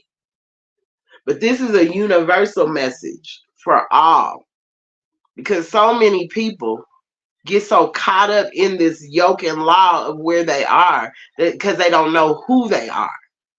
But this is why prophets came, to bring us these messages of who we truly are, and that we don't have to be subjected to these evil spirits that tend to occupy these spaces. That we're strong enough to throw them things off. We employ our soul. We have the resolution to throw all that off. But you got to employ your soul. You can't just let your soul stay dormant because it's there. Put it to work. Put it to work. We'll never understand it completely. It's inscrutable. It's not the easiest thing to understand. But at least put it to work. So I invite people to come on here all the time to use their five senses who is able to do so, or their six senses, whichever. But I need more to come on here. I need more to help with the message, because I'm sure you have more to add to it. I'm sure it's more that you can help me with. I'm sure it's things you can teach me. So that's why these things are important. And that's why I'm always saying, sisters, come on, man, we got to get on these platforms. We can let everybody else use them for the drama and chaos. Hey, if that's what they want to do. But for the true Moors and for us true, the ones that stand on truth, that's what I'll say. We should be on these platforms using them for just that. I don't care if you got one person watching. I don't care if you got no people watching. Continue to do the work. Continue to be that faithful servant, because your faithfulness is what gets you there. It ain't based off of how many followers you got or how many likes you got. It's the faithfulness, even without all of that. Are you faithful enough to still stand on it or not? Right? So we talked about, I gave y'all the white definition. I gave y'all black definition from a 1980s version of the dictionary. We talked about the power and the force. We talked about your soul and its actions. A lot we talked about. The studying. Study to show yourself approved. We talked about that. But it's all about us getting right with ourselves. We can only save ourselves from this nonsense. No one's coming to save us, y'all. It really has to take you doing the work, doing the studying to save yourself. Even for us that will come and teach one, each one teach one, we can do that. But it's still going to take you, when, at the end of the day, once we're not together, it's going to take you and yourself. We can't hold your hand through it. We could give you, degrees, and we can give you some recipes to follow. We can do those things, but it's still going to take you and the work in you. So Jesus can't come do the work for you. Muhammad can't come do the work for you. Confucius can't come do the work for you. Buddha can't come do the work for you. They can be there in spirit, but they can't do your work that you really need to do on yourself. Because then that means it's really not you. That means that's really not you.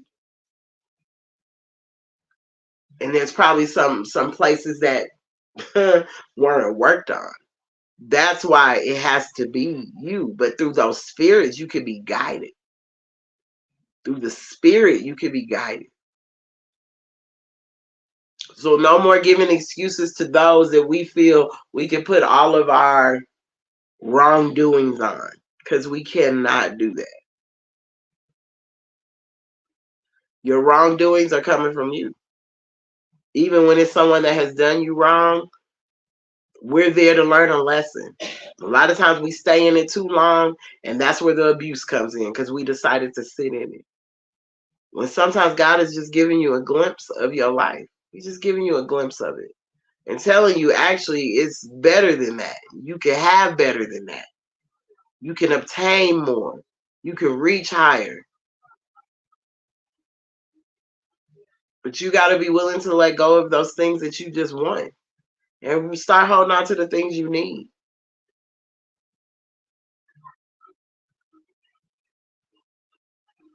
Because all the things of the world, as we're seeing, and I'm seeing it more and more. And this was prophesied so many years ago by a sister that I was always around, Sister Sonia, and she would always say, "It's gonna come a time, with you're about to see that these rich folks are not gonna want to give up their stuff, and they would rather hold on to their things than give their salvation.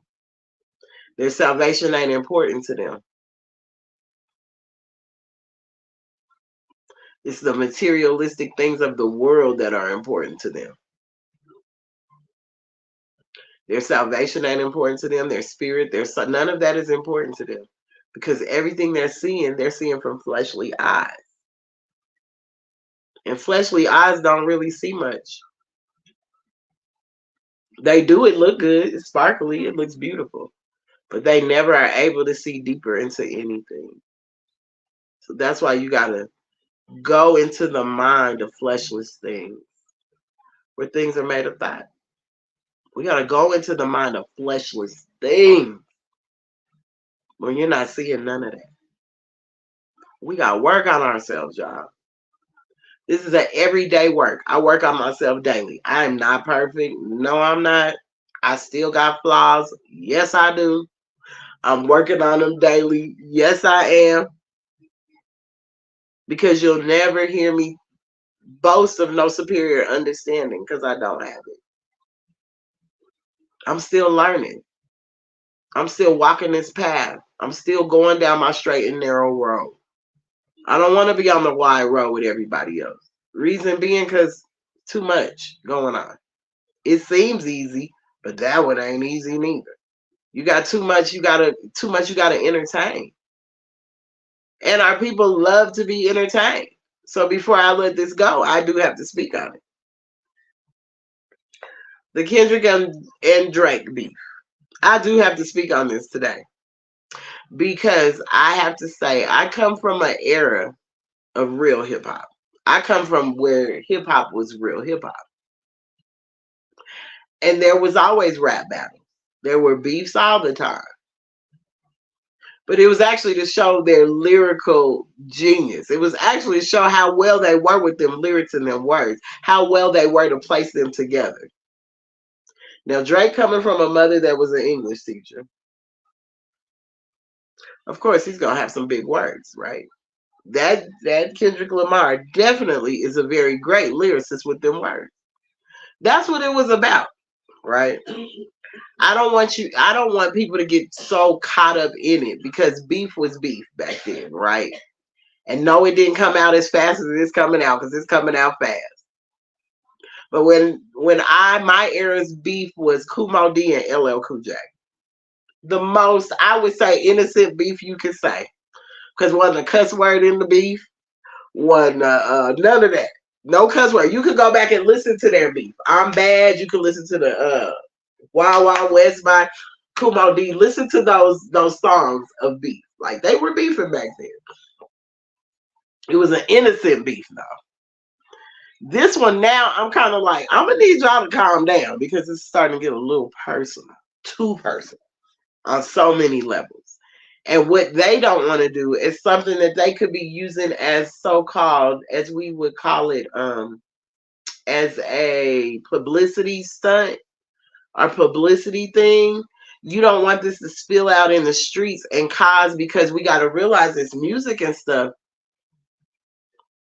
it controls a lot of the minds of the people. So they don't know how to take it in a way, and it's coming from like a more like, ooh, let me lyrically, dang, did you hear him say that? What that mean? Not none of that. We don't need this spilling over into the streets and becoming something more than it's not. If it's just a beef, then that's all that it is a beef. But we don't need it to start to take on the form, because as I say, we don't realize how powerful we are with these words.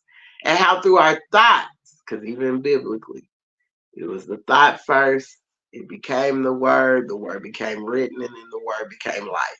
The same thing goes on with us daily. So when we're listening to this music, when we're doing things, we have to understand that we literally can call these things to be. So that's why it's important not to get yourself so caught up in the stuff, in the propaganda, because it's a distraction. Number one, we know this. They're distracting the crap out of y'all to make sure that you don't know what's going on in the world for real. But you got to learn how to chew bubble gum and walk at the same time. You can walk and chew bubble gum at the same time. You can multitask. Most people that can multitask are women. Because when we come in the house, we're not only thinking of what to cook, what the children are wearing to school tomorrow, make sure husband good. We're thinking about 10, 15 things at one time. So to walk and chew bubble gum usually isn't hard for a sister. That's why it's important. You got to hear things. Let's see what's going on there, because you should be knowing what's going on. As a mother, you did. You knew what was going on in your this daughter's room, that son's room. You was knowing what's going on. So it's not hard for you to keep your mind into seeing what's going on. I keep my mind open to it because I still have sons out here. I have grandchildren. I have nephews and nieces throughout this whole little cousin. I want to know what's encompassing their minds at this time. And that if it's that bad, how can I help in shifting the mind state? Or how can I help in a better understanding, or seeing it from a different viewpoint and not from such a negative viewpoint? This is why I think it's important. Now, I'm not going to lie to you, because we love to be entertained. You know, our people love entertainment. There's nothing else. So they'll talk about the beat, they'll talk about all that. But really listen to the words. Really listen to what's being said. And I just want there to be peace amongst us. Peace be still. Peace amongst the people. Like, it doesn't matter the color of your skin. It doesn't. Because I still say I have a lot that look like me that ain't me. And Kendrick came out with that song. They not like us. They might look like us, but they're not us. This is what we're dealing with. This is why we got to know. You got to know your enemy. But if you don't know your enemy and study your enemy, how will you know that that's your enemy?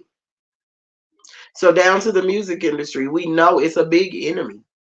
So why are we really listening more, studying more? What is being said? How is that going to affect these children? How is that going to spill out into these streets? We have to somehow correct that. So as my mother Witherspoon said, each one teach one. We have to somehow help that, because this could turn out ugly and this could spill out into our streets with our youth. The summer's coming, y'all. It's getting hot. When it gets hot, our people act out. So we have to truly figure out how we can take this and help this be more positive. Islam, Isha, Asha, Ra'il, Islam, sis. We have to see how we can, turn this thing and shift it and bring some positivity out of it. How can we bring positivity out of this? Because we know music is a big part of our community. So this whole beef thing is a big part right now. But what do we do? What is our work to do? As I said today, what's your social duties? What are our social duties in this thing? With all of this is going on in the world, amongst our youth, amongst our people, amongst our families, what are we doing? Because it's not just about us. And I just really see that's gonna show itself to many, that it's not just about the single person or just you. Like, literally, these things that are unfolding are about to make us literally lock arms and not let go. And like I said, you might be locked arms with someone that is totally not of your culture and totally not of you. Because there's many of us running around here with the spirit of chaos, of evilness, of lewdness, of harm. That's a spirit. But then there's many people out here with that spirit of love. And just because their skin ain't brown or dark or none of that means nothing. I see more hate in my people than I see in anybody. So who is the real supremacist? Because I can't say white supremacist because I just defined white from a 1980 dictionary, y'all. And black from a 1980. Not Google today, but from 1980 where you had to pick it up and read this bad boy. And I still be wanting to know why y'all want to call yourself that. And why do y'all even say that that's who they are? If anything, you should say that's who you are. Because it tells you black has no, it can't even carry light. So it tells you can't carry the light of the Most High. But in white, it did tell you that. And it talks about a people, pertaining to people. And nothing in black said anything pertaining to people. It denoted everything. So this is why it's so important that you don't call yourself these names. And this is why it's so important. You might hear us always say it. Well, stop saying, calling yourself these names, and then you won't hear us say it all the time. But you have to stop because it denotes us. It takes away from us. We're disrespecting our forefathers and our foremothers, our ancestors. The biggest sin we could have ever did. Denoting ourselves to black. Denoting ourselves to black. So how we changing that, ladies and gentlemen? We got to change that thing. We can't denote ourselves to something that's labeling us less than anything. It's taking us completely to nothing. To nothing. It might as well be the dirt under your foot at that point. Islam. Islam. All right, so now I'm going to be reading some of the words from the Prophet. The Moorish Science Temple of America, to the members of the Moorish Science Temple of America, Islam. This is the instruction from your Prophet, Noble Drew Ali. Be faithful unto your forefathers' divine and national creed, that you will be blessed for your good deeds, that you sow in the flesh. Allah is the one that judges the world, and his judgment is now on. But the weak can comprehend it not. The end of time is drawing near. So says Allah to his divine prophet, I, Noble Drew Ali. And that is why many hearts have been turned to stone, and many have eyes to see but cannot see, ears to hear but cannot hear, lest they would be confounded of their sins. These are the trying hours now, dear Moors, and every evil spirit is moving, and they are trying every weak mind to overthrow and drag out the true foundation that has been laid, and to cause confusion in the minds of those that do believe. But if you have the true love of Allah and the spirit of your forefathers, you fear not what you hear or see, but will sacrifice the utmost of your life to protect your movement and your profit. Watch your enemies, dear Moors. Your enemies are the ones that speak against your prophet and ridicule him to the very lowest, and the ones that speak against your divine and national principles of your temple. Act accordingly, and Allah will bless you for your good work. Peace, your divine prophet, Noble Drew Ali. I love that. Love this insert when it talks about the trying hours and how there's evil spirits trying to overthrow and cause confusion in the minds that do believe. But if you have true love for Allah and the spirit of your forefathers, because there's so many people out here that dog out the Moorish Science Temple of America, whether they're the Moorish Science Temple of America and they're dogging out the MSTA Inc. or the Holy Temple of Science. We're seeing that a lot. And that's not what's supposed to be happening, because in all actuality, you're an enemy to the cause of uplifting your own people, and justice must catch you. You're an enemy. And he tells us to watch our enemies, because every evil spirit is moving and they're trying every weak mind. So to our people that have the weak minds and thinking, oh yeah, they told me I could pay them $1,000 for this so I could be free for my freedom papers. They will try every weak mind. You're a weak mind if you think that that's the way to go. They're trying your weak mind. So when they take your $1,000, that was your fault. Because you didn't do enough research. You didn't study to show yourself approved whatsoever. You just jumped in. Let me go for it because they said it. That's why I said man knows not by being told. Man don't know by being told. I don't care, woman neither. We have to study. We got to go and see it. Just because somebody tells you something don't mean that that is what it is. Because a Robbo even got, Jesus was like, excuse me, but excuse me, Mr. Right. Who told you that? Who told you that? He said, the priest. They told us. So we know. No. Man knows not by being told. Man or woman. Neither one of them. So we can't let people come and telling us these things take over our minds for something that's not the truth. Because it's a lot of them that hold the truth out here and they know that you're a weak mind, so they'll play with it. Because they know you're not going to go read it. They know you're not studying it. They could have been in this movement forever.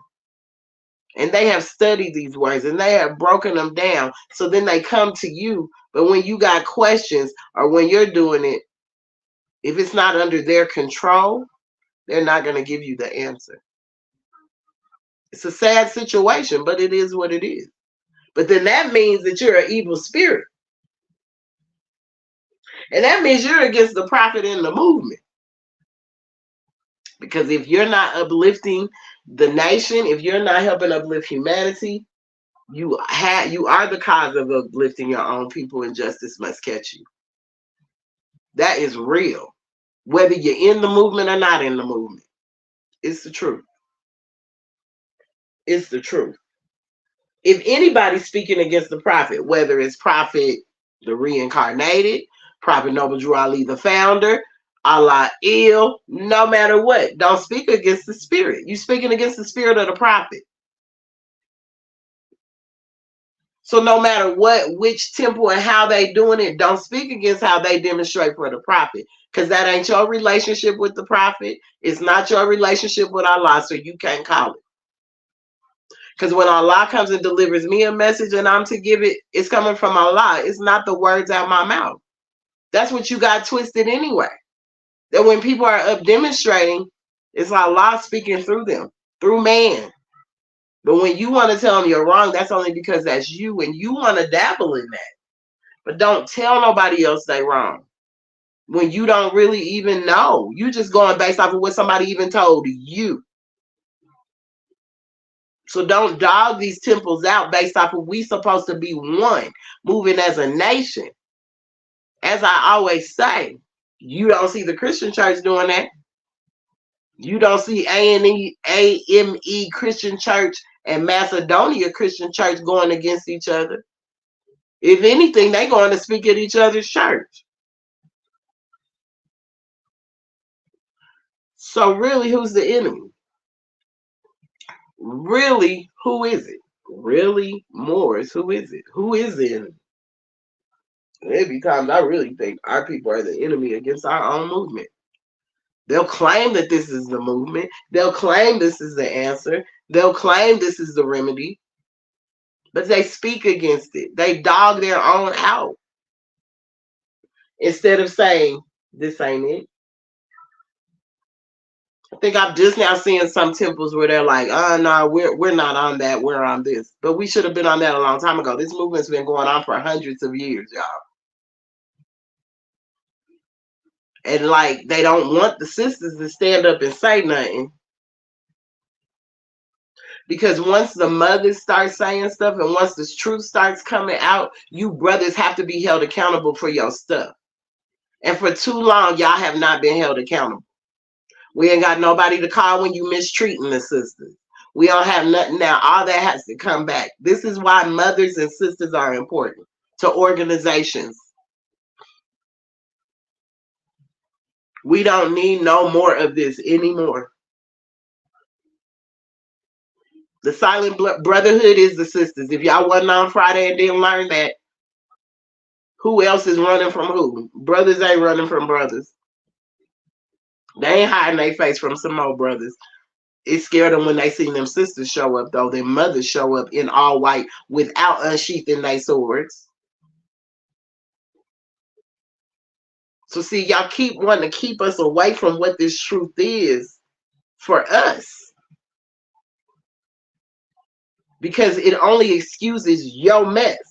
But as soon as we get up in here and start knowing this truth and learning this truth, you ain't got no excuse for your mess no more. Now we about to make you hold yourself accountable, brothers. You will be held accountable. Because there's no reason that a sister should ever feel like she's being mistreated, talked to wrong, any kind of way, and don't have no one to go to so that this person can be corrected. Like, from my understanding, the Moorish movement had it like that. And we got to get back to that. Because it's too much out here that's going on that is not, it's not helping us as a people. It's not helping us as a nation. That we might as well be calling ourselves Black, Negro, and color with everybody else. Because we're not doing anything different. Just because we don't call ourselves those names, don't mean we're not acting in those ways. Because the actions is what means it. That's why I say you can't talk about somebody because they don't share that color of your skin. So you can't sit there and say that they're not. Because you have Asiatics walking around with European spirits and vice versa. The white supremacy be so bad in our brothers and sisters that they don't see it. They want to look at somebody else. Say it's them. No, it's you. Because if you was really about your people, you would be doing different things to make sure things are done differently. Not hiding behind stuff. So our brothers got to stand up. Stand up. And really be the protectors that we need.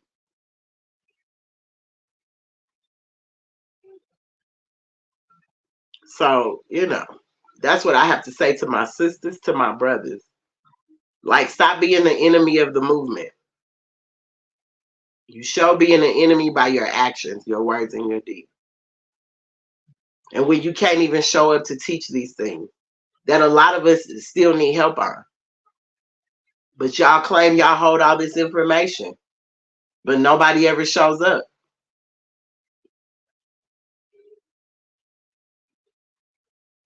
A lot of people don't have temples in their areas. So this is the way they get temple. It'd be so nice to be able to have a temple that you could go to physically. When that was the plan, the prophet wanted everyone to have a temple somewhere so you could go to a temple.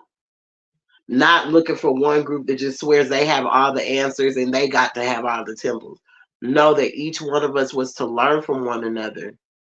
And as we learn, we start learning how to build a temple up. This is what ADAP meetings are for and lessons are for, so that we can learn how a temple functions, what a government is like that. This is what all of this schooling is supposed to be about, so that we can all, each one, go out and create a temple. So there's never not one place that one's not there, where someone could get help, whether mentally, physically, emotionally, but we're there. So that's the work that needs to be done. That's the work that has to be done. It's going to take each one of us. But we need temples everywhere. Everywhere. That's why I come out here. I'm not a temple. I'm a temple within myself. Yes, I am. But I don't have a physical temple for people to come to. But I make it a point to be on here because Allah wakes me up and tells me I have to.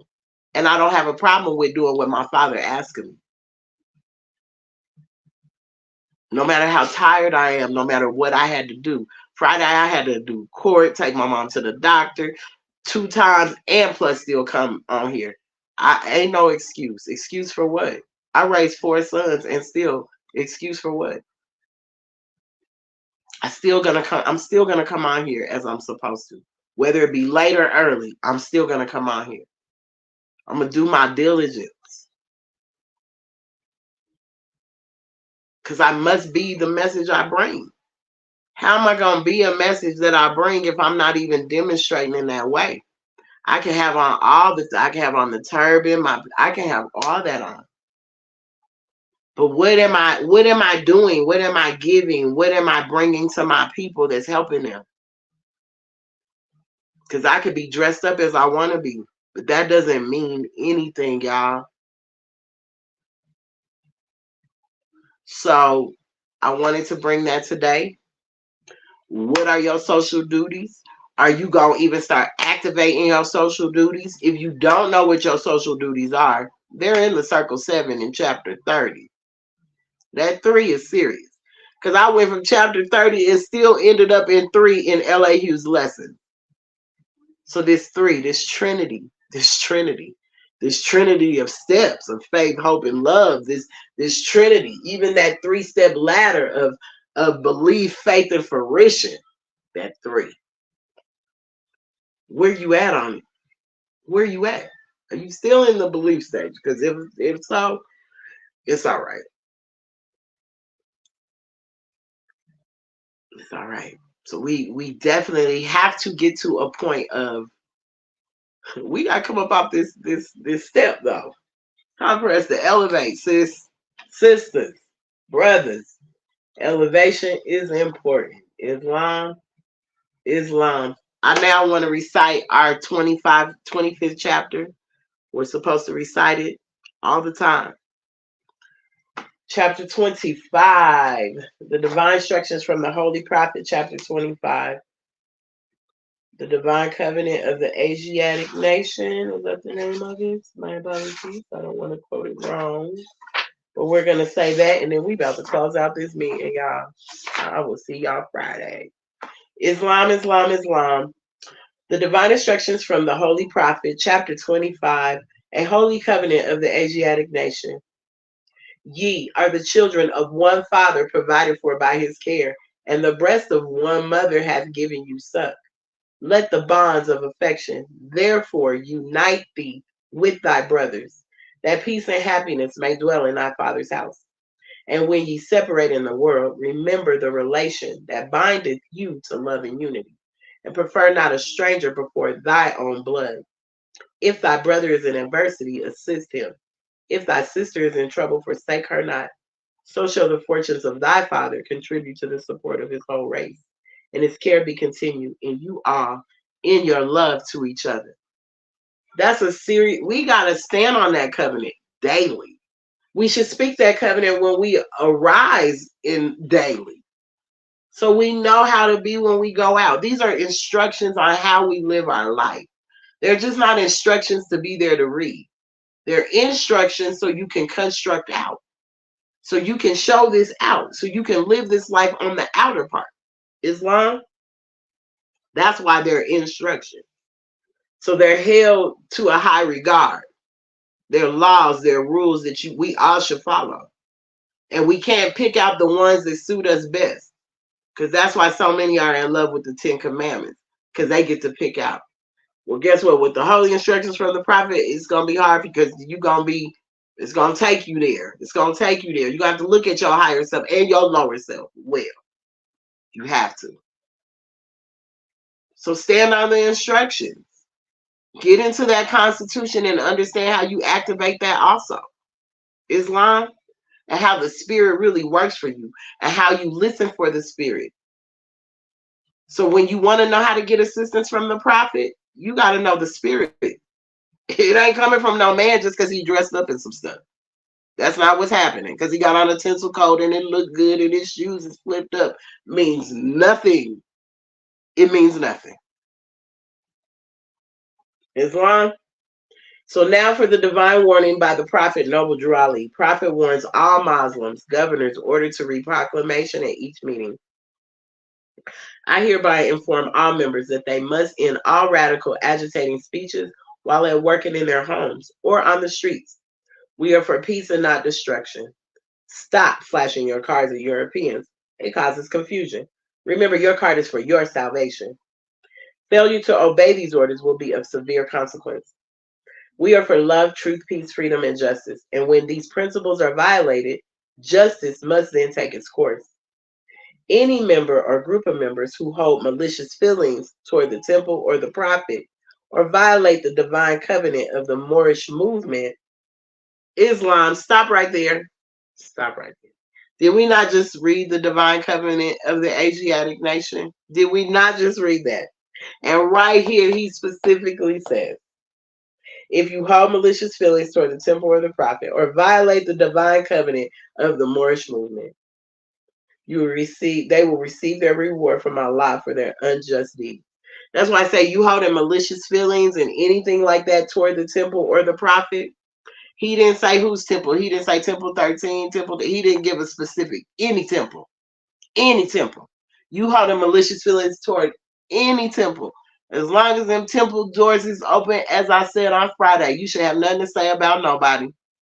Because as long as the church doors is open, other churches don't say nothing about them churches. Them temple doors are open, and that's all that matters. Don't be trying to dog nobody out based on the way they do anything. Anything. Because they demonstrate and they doing what they supposed to do. So are you holding malicious feelings against the temple and the prophet? And you're violating the divine covenant of the Moorish movement. We just read about that covenant, that loving each other, that one father, one mother, that when your brother's in adversity, assist him, your sister's in trouble, forsake her not. All true Moors will and must obey the law as laid down to them by their prophet. If they lose confidence in their prophet, they should turn in their card and button, cease wearing their turban and fez, and return to the state where I, the prophet, found you. This is a holy and divine movement founded by the prophet Noble Drew Ali. And if the prophet is not right, the temple is not right. The prophet, therefore, is sending out the divine plea to all Moorish Americans that they do their part in protecting their prophet and the temple. This is an everlasting movement founded by the prophet through the will of Allah to redeem his people from their sinful ways by the order of Noble Drew Ali. So those were just some instructions, some more instructions. There's instructions all over this bad boy that tells us what we're supposed to be doing, how we're supposed to show up. And it holds us to that. It holds us to that. So people, I love y'all. It's been a great day. I'm about to get up off of here. I have to go check on my mom. So I trust that you guys have an amazing rest of your Sunday. And now we will rise in speaking our excuse me. All meetings are to be open and closed promptly according to the Circle 7 and love, truth, peace, freedom, and justice. Can we all stand as we recite our Moorish American prayer? We're going to turn to the east as going within. We put up 5 fingers on the left, 2 on the right, with our heels touching one another. Repeat after me. Allah, the Father of the universe, the Father of love, truth, peace, freedom, and justice. Allah is my protector, my guide, and my salvation by night and by day through his holy prophet, Drew Ali. Amen. Islam. Islam family, enjoy y'all Sunday. I will see y'all back on Friday. I may come in the middle of the cycle, who knows? But I will see y'all on Friday for Friday Holy Day. But remember, Sunday school is so important because out from your Sunday school comes the guiders of the nation. This is why we show up to Sunday school. Islam, I love you guys. I love y'all so much. Peace and love.